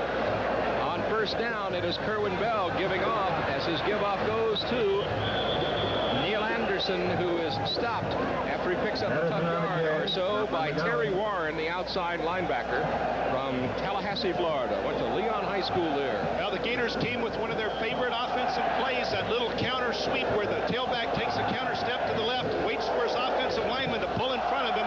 But Terry Warren made a nice play right there from his outside linebacker position. Second down and 9. Ball on the 38-yard line for Florida. Ray McDonald, 9, the motion man. Past your screen as Bell looks to throw, and it is blocked. Getting in there is Fred Jones, that strong side linebacker, the junior from Miami, Florida, and blocks it. Also some pressure being put on by Stanley Scott, a senior from Brandon. Well, it looks like the protection's going to hold up, but big Fred Jones is 6'3", and he's going to come right into Kerwin's field of vision. Actually, 83, Stanley Scott, who is also 6'3", got his arms up and deflected the pass as well. Third down and 9 on the 38-yard line for Florida. That's what those defenders have to do. They have to put pressure on and get their hands up, get in that field of vision that the quarterback has. High formation as Kerwin Bell looks to throw, and he's brought down way behind the line of scrimmage back at the 28-yard line by Stanley Scott. So they got in and put the pressure on him and brought him down way back there, as FSU's defense is very tenacious. The Seminoles have clung on here all day. Watch Stanley Scott coming from the bottom of your screen. Greg Cleveland gets beat to the inside. He's trying to make the block, but he doesn't accomplish it. Stanley Scott comes up with the sack. Bird the snapper, and Ray Criswell from Orange Park the kicker, and does he get that one off high? Sanders, he fumbles it and fumbles the football, but falls on it at the 25-yard line. So no return, and Gerald Dickens, the junior from Plant City, is down to make the tackle on it. That ball was so high, it was difficult for Deion Sanders to pick it up. It just seemed to hang up there forever. I thought he was seeding the clowns. Go by any participating Sonny's Real Pit Barbecue Florida location to get your free Gator Coca-Cola Collector's bottle. This valuable bottle is yours free with the purchase of any barbecue plate and a Coke. 10 cents to be donated to a Florida Football Endowment Scholarship for every bottle given away. It's first and 10 at the 25 for FSU as Chip Ferguson fakes and rolls and throws, and is intercepted by Florida at the 32-yard line. Scott Armstrong from Ocala with the interception. Big play for the Gators. Scott Armstrong, the inside linebacker, junior from Ocala, Florida. Again, Chip Ferguson making a freshman mistake, trying to force the ball where the receiver is not open. He's just throwing it up for grabs right here. Actually, it looked like the ball also might have slipped a little bit on his hands as he was trying to get it to Pete Penton, his tight end. Scott Armstrong comes up with a big turnover. Now the Gators are in excellent field position to get on the board again here early in the fourth quarter. First and 10, just outside the 30-yard line of FSU. 11:20 to play. The Gators lead at 35-14. I formation pitch to John L. Williams, and John L. still on his feet to the 27-yard line before Stanley Scott brings him down. Paul McGowan doing a nice job filling the hole, making Neil Anderson turn upfield, but Neil was still able to pick up about 5 yards on the play because the pursuit did not get there in time. Second down, call it 6 at the 27-yard line for the Florida Gators with the I formation, and it's the Williams gang in the backfield. John L. as the tailback, and Anthony is the upback, and John L. gets the ball, trying to turn outside and goes to the 25 before he's brought down. Eric Williams, sophomore right quarterback from Safety Harbor, makes the tackle. It'll bring up third down, call it 4, and the ball the 26-yard line. That's a perfect example of Eric Williams, the cornerback, staying home where he belongs. There was no hole open to John Elsa when he popped outside. Eric Williams was just sitting there waiting for him. Number 17, the cornerback for the Noles. We've got Hodges in the football game now in a slot back position as Kerwin Bell is under pressure. It's the throw. It's out of the pocket. Runs away from one man after the other and stays on his feet and slides down at the 25-yard line. Made it exciting there. Looked like Fran Tarkenton for a minute. Yeah, they don't have the rule like they have in the NFL where the quarterback is in the grasp and they blow the ball dead. Kerwin was able to shake loose and escape right here. I'm not sure who had a hold of him. Let's see. We still can't pick it up right there. 83 again. It was Stanley Scott who had a shot at Kerwin, but Kerwin has that Jim Plunkett ability just to get away. You know, he's not fast, but he has that athletic ability to dodge and dart and escape the rush. Field goal try from the 32 by Jeff Dawson, a 42-yard attempt. Griswold with a hold, and his foot is into it, and let's see, it is not good. Off to the side. So the score remains the Gators 35 and the Seminoles 14. 9 minutes and 11 seconds to play in the game. That's kind of a funny situation. The military got confused down there and fired the cannon anyway. That's what you call positive thinking. They were going to fire that cannon, assuming the kick would be good. They don't get to shoot that thing during Southeastern Conference games, so they're going to get their shots out today. They got a lot of gunpowder they've been storing up. Ball at the 25. It'll be 1st and 10 now for FSU as they come out of the huddle. 9 minutes and 11 seconds to play in the ball game. Chip Ferguson, freshman from Spartanburg, South Carolina, has gone all the way at quarterback for the Seminoles this afternoon. You know, talk about Ferguson, Jim. He looks like the guy of the future at FSU. Well, he is. They had thought about redshirting him earlier in the year. They had 3 quarterbacks returning. Danny McManus had won the job, but he had some concussion problems with some severe hits while he was sacked.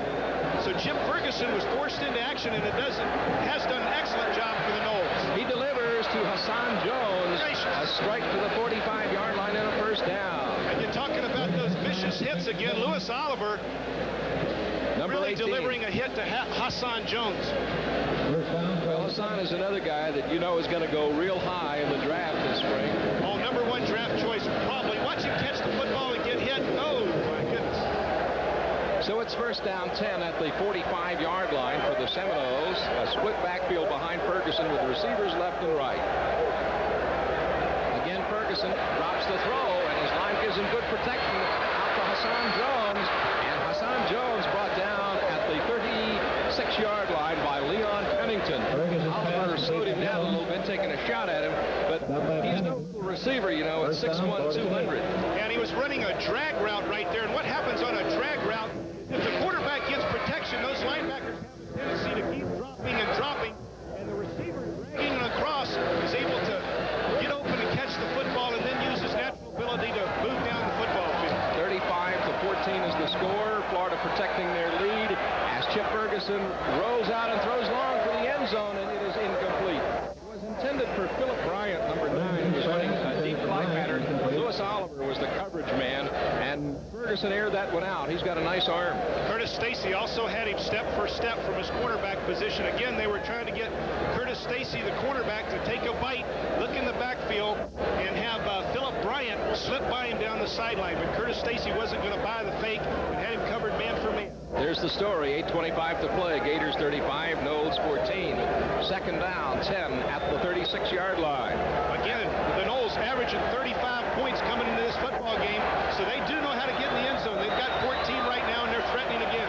14-25 for 184 is Ferguson as he looks to throw again, delivers, and it is incomplete. Intended for Hassan Jones running the post pattern, and Vernell Brown is the coverage man. They collided, but after the ball, it sailed past. I think Hassan Jones just tripped making his cut right there, or he would have been open. He just wasn't able to get to the point where Chip Ferguson was going to deliver the football because he just stumbled momentarily.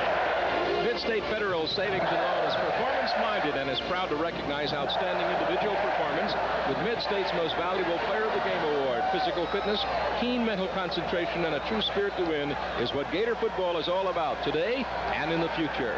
3rd and 10 at the 36-yard line, as looking to throw is Ferguson. And it does. It is complete, but well, as he touches the football is Holloman coming out of the backfield, and Jarvis Williams is the guy that really put the hit on him.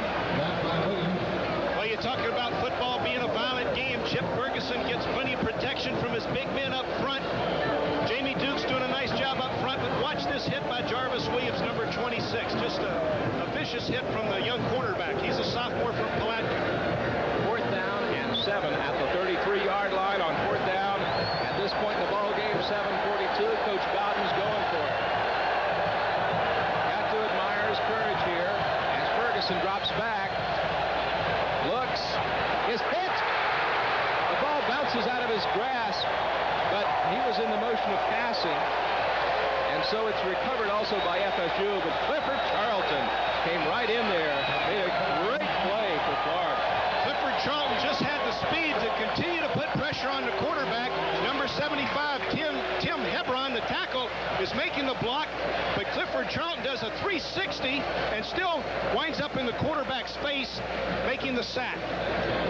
So the ball is at the 38. It is 1st and 10 now for the Gators as they hold a 35-14 lead. Clifford Charlton is what you call a homeboy. Tallahassee Leon. These are his home folks. Visited Gainesville today. James Jones, 83, is slot man now for the Gators. To the right of your screen, to the bottom of your screen, as Neil Anderson gets the carry and fights to the 30-yard line. Anderson, the big senior from Graceville, Florida. A little over 7 minutes to play in the football game at Florida Field as the Gators will be wrapping up their season today. Well, the clock continues to be a bigger and bigger factor here in the 4th quarter as it ticks down 6:54, 6:53, and the Noles are down 35-14.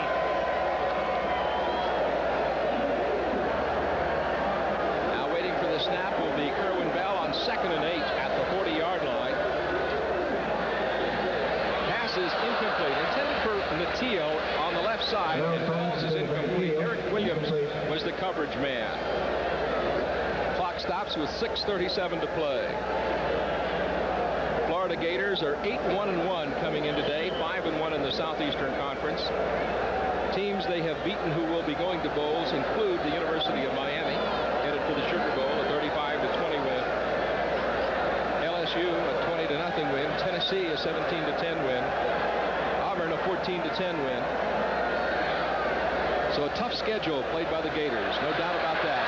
As Kerwin Bell throws out in the flat intended for Neil Anderson on 3rd down, and the ball is incomplete. Jesse Solomon, the weak side linebacker, is the coverage man for FSU. Good pressure from Darrell Gray, the senior from Lake Wales, Florida, forcing Kerwin to run from the pocket, and he tried to throw it to Neil Anderson, but it was an incompleted pass for the Gators. Well, front, Thomas, Waiting for this snap is Criswell. And he gets it off high. Taken by FSU. Taken to the 33-yard line, and that was Curtis Thomas, 22, returning the football. And Walter Bird, the snapper, down to make the hit. Can't say enough about the fact that Bird plays on special teams, snaps the ball, and then gets down there. Hello, Mom, Dad, everybody at home. Ray Cleveland saying hello to the folks back in Orlando. The big senior, you know, he's happy about getting a chance to play again, coming back from that knee injury. Obviously, the seniors, we mentioned how important that game is to them. 1st and 10 at the 34-yard line for FSU as Chip Ferguson hands off, and the handoff goes to Tony Smith, and Smith gets excellent yardage close to the midfield stripe as he goes across the 45, and they're going to spot it down at about the 49-yard line. Dwayne Glover, the freshman right corner from Titusville, Florida, makes a tackle. Offsides against Florida, and it is declined by FSU. Here you see Tony Smith. That's the kind of play that Florida State's used to getting on Saturday afternoon. That's the kind of yardage they're used to getting from the tailback position. First and 10 now at the 49-yard line for FSU. A little over 6 minutes to play. The Gators lead it 35-14. Waiting for the snap would be Ferguson, freshman. Done an excellent job this afternoon. Throwing, and it is incomplete. It was intended for Philip Bryant, number 9, and he was running that post again across the middle, but he was very well defensed. Leon Pennington, fine defense by him, and Burnell Brown deep on the play. Leon Pennington looking for that interception again. A senior, Fort Lauderdale, Florida, his last Saturday afternoon on Florida Field. There we see John L. Williams, the tremendous senior fullback, third leading career rusher in Florida history. Total yardage as a back coming out of the backfield, close to breaking Tommy Durance's yardage record. Already broke his reception record coming out of the backfield. John L. Williams, the great all-round fullback. Second and 10 at the 49-yard line as Ferguson looks at the Florida defense, and Florida in the nickel. Ferguson rolls out looking and unloads long, and it is incomplete. Intended very, very deep for his wide receiver there, Randy White, number 82, and Dwayne Glover was the guy that got up and tipped it away. Dwayne Glover is a freshman, Titusville Astronaut High School, number 33, doing a nice job. Third and 10. It still remains at the 49-yard line. 5 minutes, 43 seconds to play.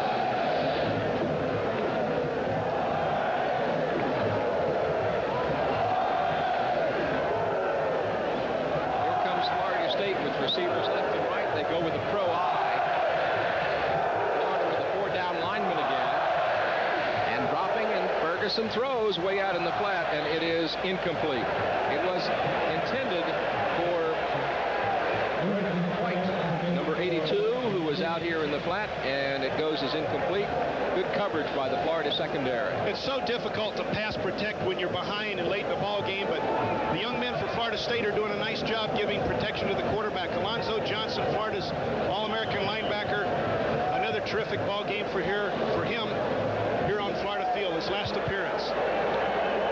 Fourth down and 10 at the 49-yard line for FSU. They go for it, trailing 35-14. Chip Ferguson to throw, and he unloads long, intended for Jones, almost intercepted by Florida. First interception by number 4, Burnell Brown, the senior from Gainesville, Florida. And Hassan Jones was pretty open on that play. Burnell Brown breaking on the ball, the senior from Gainesville. I think that might be a reason he's seeing a lot more duty this afternoon. He's played that safety position very well for the Gators at different times during his 4-year career. Here we go, senior Patrick Miller, Panama City Mosley High School. Just a terrific ball player for the Gators during his 4-year career. 35-14 is the score. 5:29 to play in the football game. First and 10 at the 49-yard line of FSU for the Florida Gators. Bell, the quarterback. The up back would be Anthony Williams, John L. Williams at the top of the eye. Receivers left and right. As Bell gives off to John L. Williams, and he goes across the 45-yard line. I guess they're going to spot it down right at the 45-yard line of FSU. As he picks up some nice yards on that carry, it'll be second down 6 coming back. Well, you know, Florida's had 2 great fullbacks over the last 6 or 7 years, James Jones and then John L. Williams. It'd be interesting to see what young man can step in that position next year for the Gators. Slot offense again, and this time it's John L. Williams trying to turn outside, but just doesn't get the running room and is brought down as he reaches the line of scrimmage. Felton Hayes, a freshman from Brandon, strong side linebacker, is the tackler for FSU. John L. Williams and Neil Anderson have done such a tremendous job toting that football for the Florida Gators over the last 4 years. These two teams have had 2 common opponents this year, Auburn and Miami. Florida beat Auburn 14-10 and Miami 35-20. Florida State lost 59-27 to Auburn and 35-27 to Miami. 3rd and 5 at the 44. And here's Kerwin Bell, throws, and he's got Anthony Williams. Anthony Williams inside the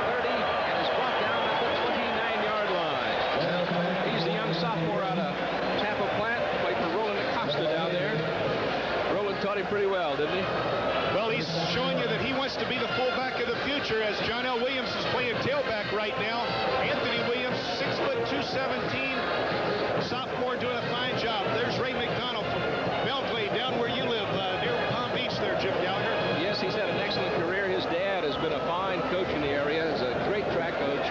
And Ray's had a great career here at the University of Florida. He's a super young gentleman, too. Most likely be headed for the coaching profession like his father.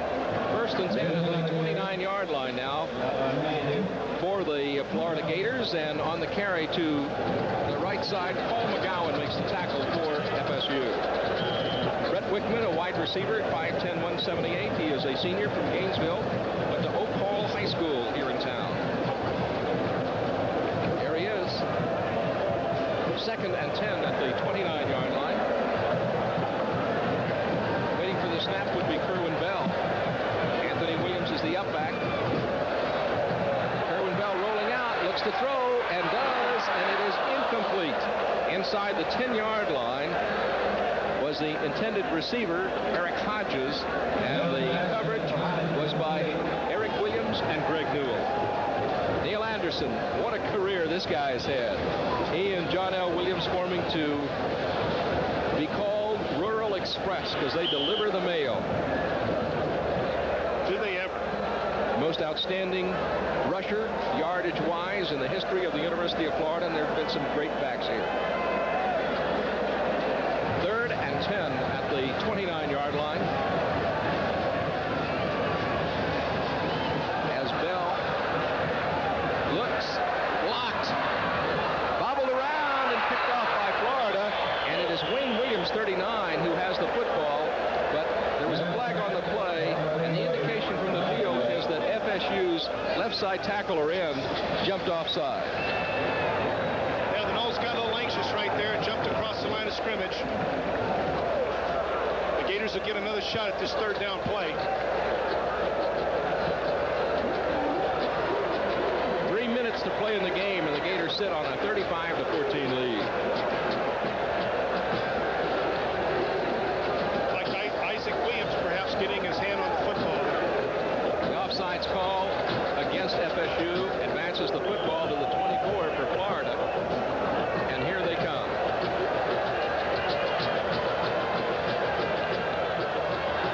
A split backfield of Williams and Williams. The Williams gang behind Kerwin Bell. And Bell fakes, throws, and it is incomplete. It was intended for the tight end Tom Petty, 85, but it goes as incomplete. And Greg Newell, the free safety, was the man on the coverage for FSU. 2 minutes, 43 seconds to play. Here comes 4th down 5, ball on the 24-yard line. And Mr. Dawson is going to get a chance at another field goal. The kick is going to come from the 31-yard line, so it'll be a 41-yard attempt.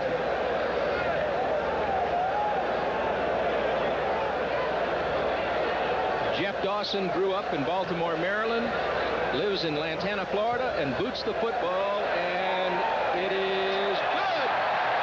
And so Florida now leads by a score of 38-14. We'll be back with more, but first, these messages.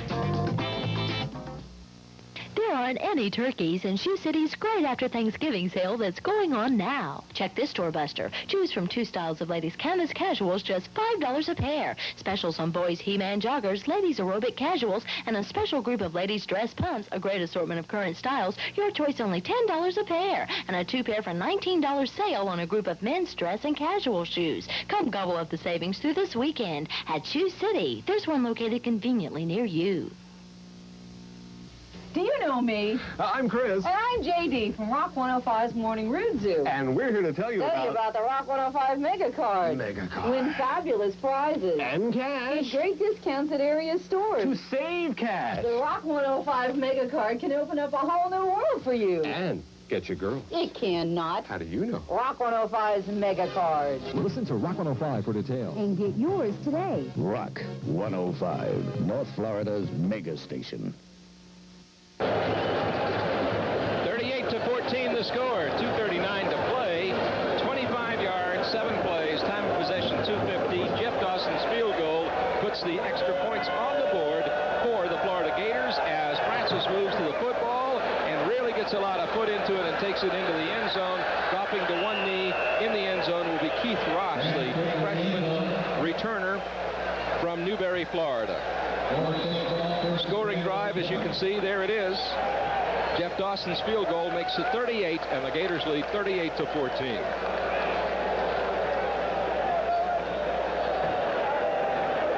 Well, as the Noles go into their huddle, they've got 62 yards rushing the football. They came into this ball game averaging 230 yards per game rushing the football. What a great job that Gator defense has shutting down the rushing game of the Noles, and as they fell behind, they were forced to pass a lot more than they wanted to, obviously. Chip Ferguson has showed well this afternoon. He'll be the quarterback of the future at FSU. Drops back to throw, and it is incomplete. It was intended for Tony Smith coming out of the backfield. Well, you have to give the Seminoles a lot of credit. They went into the locker room in the half trailing 28-0 and came out and put 14 points on the board. And Florida has been completely dominant in the first half, had kind of a rocky third quarter, and then has come back very strong here in this fourth quarter. And with that 38-14 score, right now, pretty insurmountable with 2 minutes and 34 seconds to play. But the Seminoles played like all Bobby Bowden coached teams and hung in there the entire way. Ferguson looking, throws, and it is incomplete. Yeah, you know, when you're behind 28-0 against the Little Sisters of the Poor, it's hard to come back. But when you're against a team as powerful as the Florida Gators and it's 28-0 at the half, you're in trouble. Here's the Mid-State Federal players of the game. Neil Ferguson, leading rusher, and Alonzo Johnson, the leading sacker. Neil Anderson, leading rusher. Alonzo Johnson, the leading sacker. Mid-State Federal players of the game. All-American caliber, both of those young men. Third down and 10 on the 20-yard line for FSU.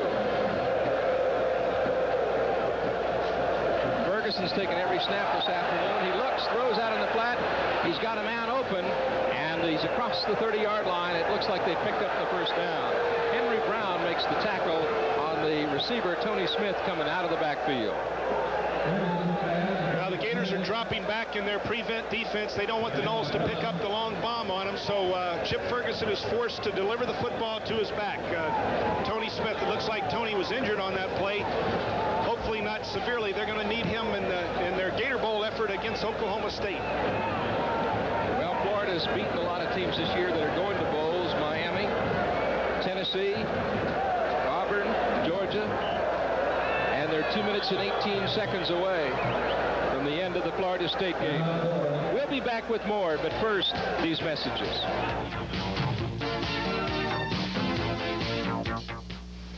What a finish by Williams. Just one hurdle left. Gatorade is thirsty. Oh, flag down on the field. Hopkins is called for clipping. Gatorade is thirsty. Nice comeback by Reynolds, facing one of the most consistent players in the game. When you exercise, you lose potassium, fluids, minerals. Gatorade Thirst Quencher helps put them back fast. That's why the pros drink it. It's Thirst-Aid. Gatorade is thirsty. For that deep down body thirst. If talking to your banker is like talking to the wall, you need an Atlantic banker. Atlantic bankers are responsive because they have the resources to solve your problems and the willingness to undertake them. When you talk to an Atlantic banker, you won't be talking to the wall. Atlantic Bank, the best bank around. On 1st and 10 at the 33, Ferguson dropped back to throw, and it was blocked by the University of Florida. 2 minutes and 13 seconds to play, and that is in the final quarter. The Gators leading 38-14 on the Seminoles of FSU. Alonzo Johnson getting his hands up, knocking Ferguson's pass away. Anderson and Alonzo Johnson, the Mid-State Federal players of the game. Both very deserving young men. Throws out in the flat, and it is complete. Down at the 40-yard line is Victor Floyd, the tailback, catching the football. Coming out of the backfield, Curtis Stacy made the tackle. Here's Kerwin Bell, our Mid-State Federal Player of the Year. And a very, very legitimate Heisman Trophy candidate for 86. That's an All-American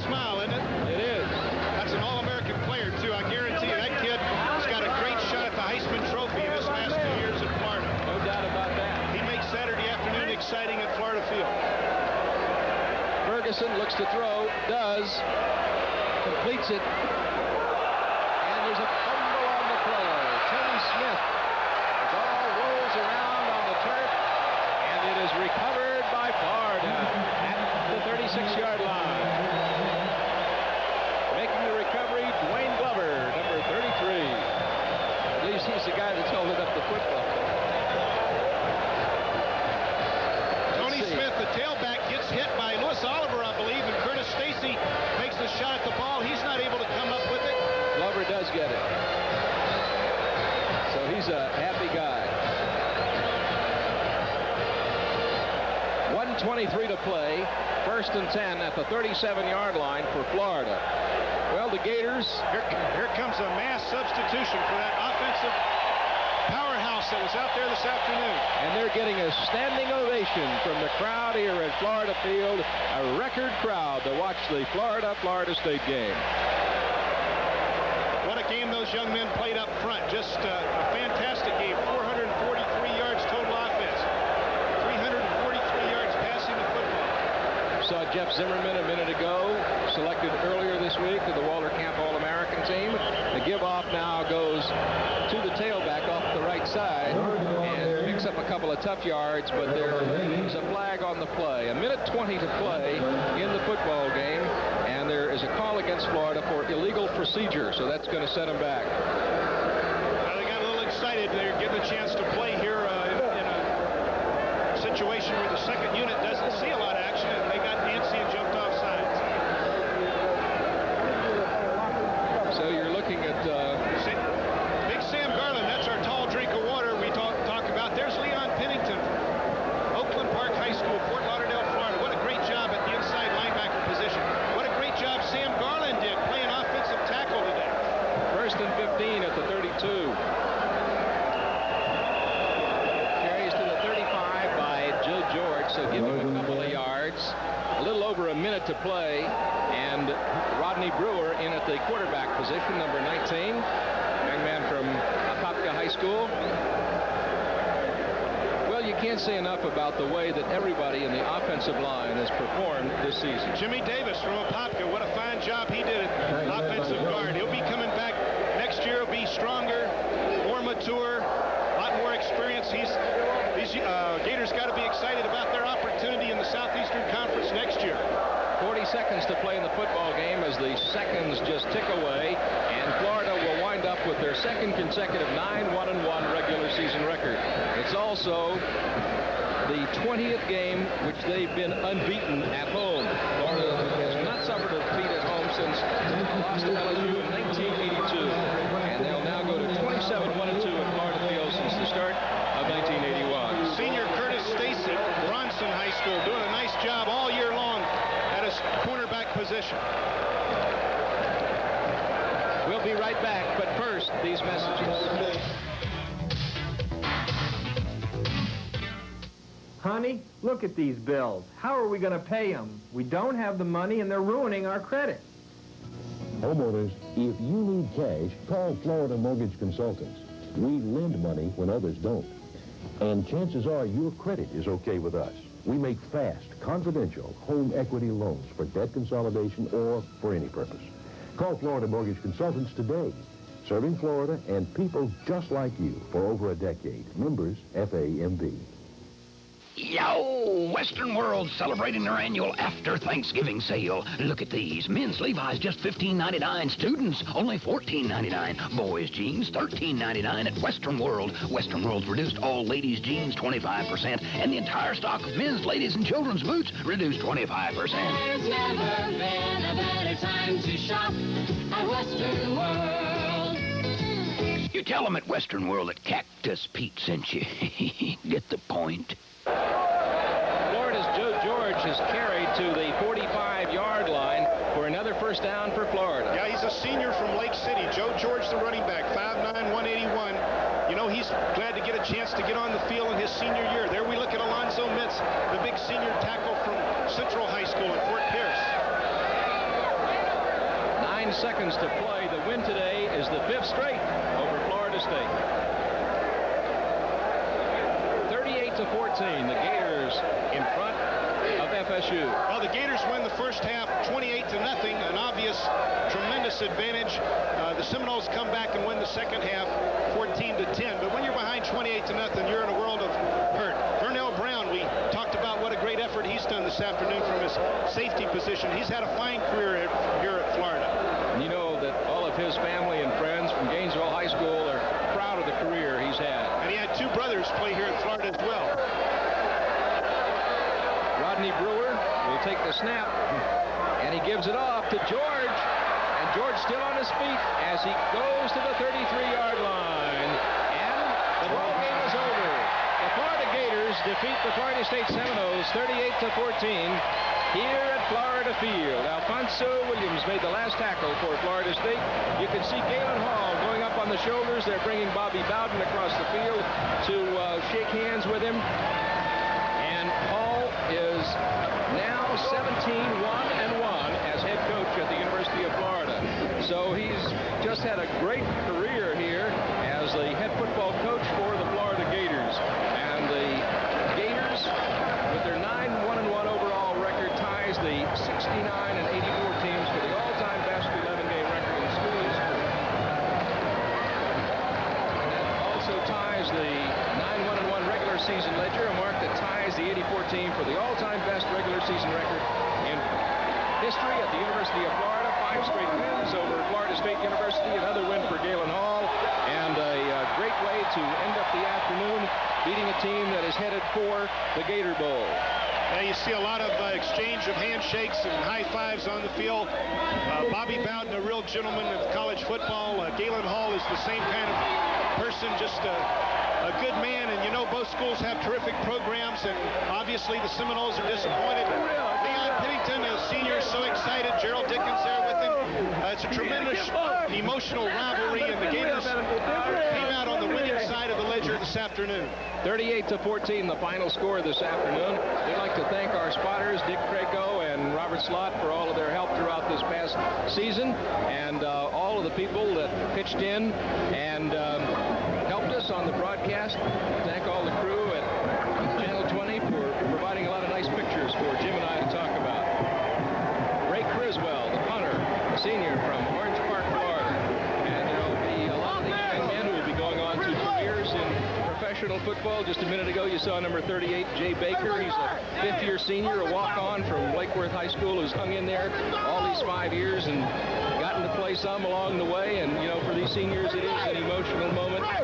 They're all lining up now on the field to have headshots, and these are all the gentlemen that have played here. There's Ray McDonald. Scott Armstrong had a great game this afternoon. There they are, the seniors who have been together through thick and thin here at the University of Florida to end 2 years in a row with records of 9-1-1. I think there's some non-seniors in there that just want a mug for the camera. It's tough to leave that field on your last Saturday afternoon. There's Neil Anderson, Leon Pennington. All right, Greg Cleveland. He's a pretty face, isn't he? It's good times in Gainesville right now as they enjoy the victory this afternoon. And we'll be back with more, but first we'll take time out for these messages.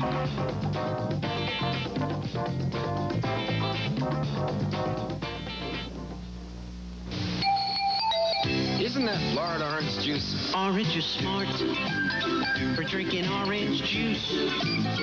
For that clean and sunny taste. Hey, orange is smart for drinking orange juice. Pure refreshment any place. Hey, orange is smart for drinking to your body's content. The taste that only nature could invent. 100% pure from Florida. Hey, sport, orange is smart.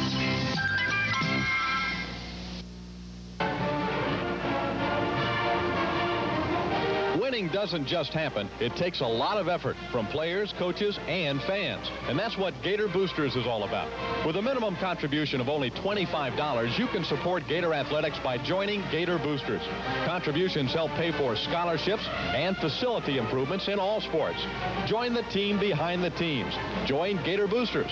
Call toll-free 1-800-342-7851 for more information. National Car Rental is the official car rental company of the Florida Gators. For reservations, call 1-800-CAR-RENT. That's 1-800-CAR-RENT.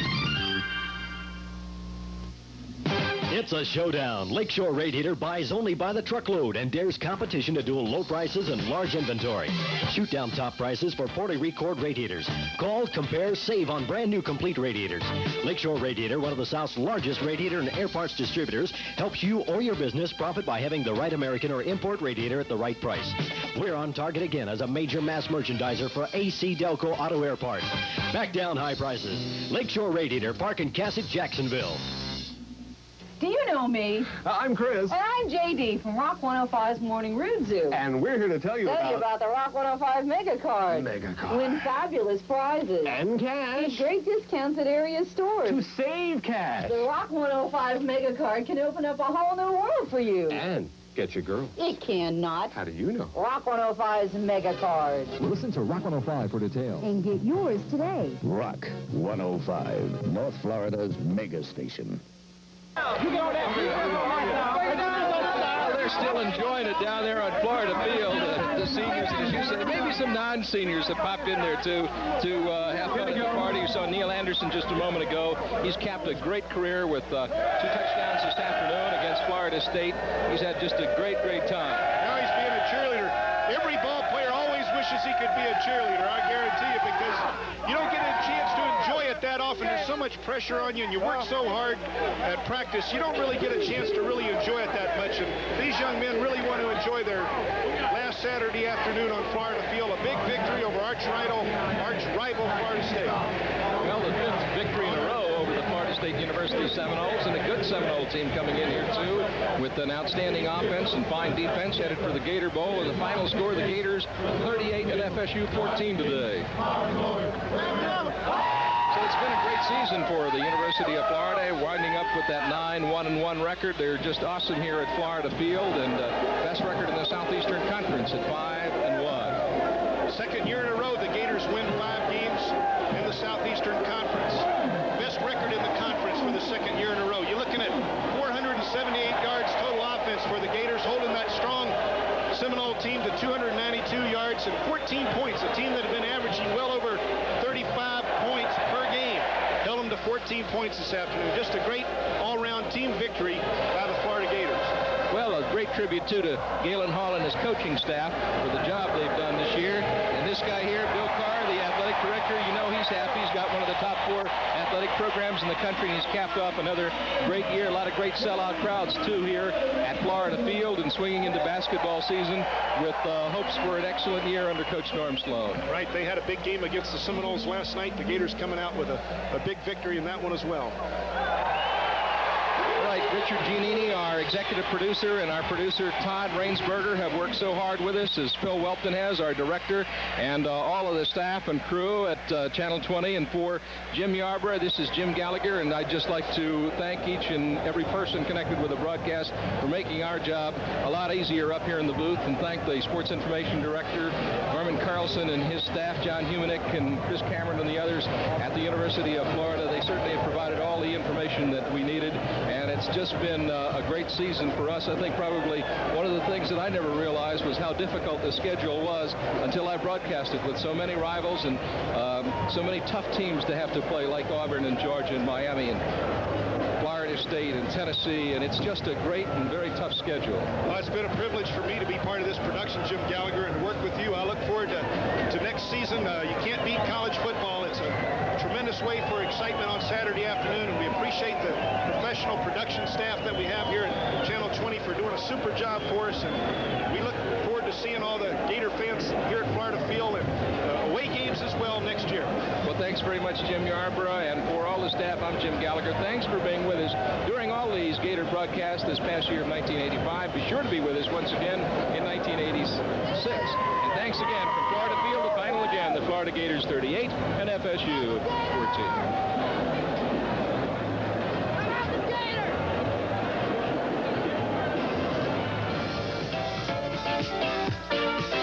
Enlighten Gator Football is brought to you by Atlantic Bank, the best bank around. By Blue Cross and Blue Shield of Florida. We hear you and we're working on the answers. By the Florida Citrus Growers, Orange Juice Smart for drinking Florida orange juice. By Dairy Farmers Incorporated, producers of real Florida fresh milk. By Eastern Airlines, they earn their wings every day. By Farm Credit Service of Florida. Also by your Florida and South Georgia Ford dealers, home of America's best-built cars and trucks. By Gatorade Thirst Quencher. Gatorade is thirsty for that deep-down body thirst. By Gator Bait, Florida's #1 independent sports weekly. By Likes Meats, quality meat products for your family. By Scotty's, serving Florida with over 115 convenient locations. By Sonny's Real Pit Barbecue. For barbecue at its best, it's Sonny's Real Pit Barbecue, with locations throughout Florida and the Southeast. And by Whirlpool. See the yellow pages for the authorized Whirlpool heating and cooling dealer nearest you. There aren't any turkeys in Shoe City's great after Thanksgiving sale that's going on now. Check this doorbuster. Choose from 2 styles. Just in time for the holidays, Crest Pontiac, Jacksonville's volume Pontiac dealer, does it again. 2 great ways to free up your cash and drive away in a new 1986 Pontiac today. No cash down delivers any new Pontiac with GMAC low-rate financing. No cash down. Or buy any new Pontiac and make no payments till February '86. We'll actually make the first payment for you. 2 great ways to drive a brand new Pontiac and save your cash for the holidays from Crest Pontiac, 1726 Cassett Avenue. Dallas, weekdays at 5.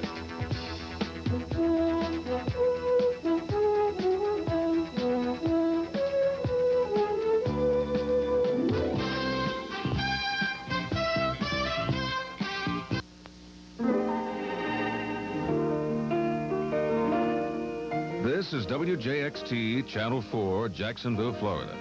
Licensed to Post Newsweek Stations, Florida Incorporated. Service to our community through television programs that entertain and inform. Portions of WJXT's program schedule are recorded. Good night.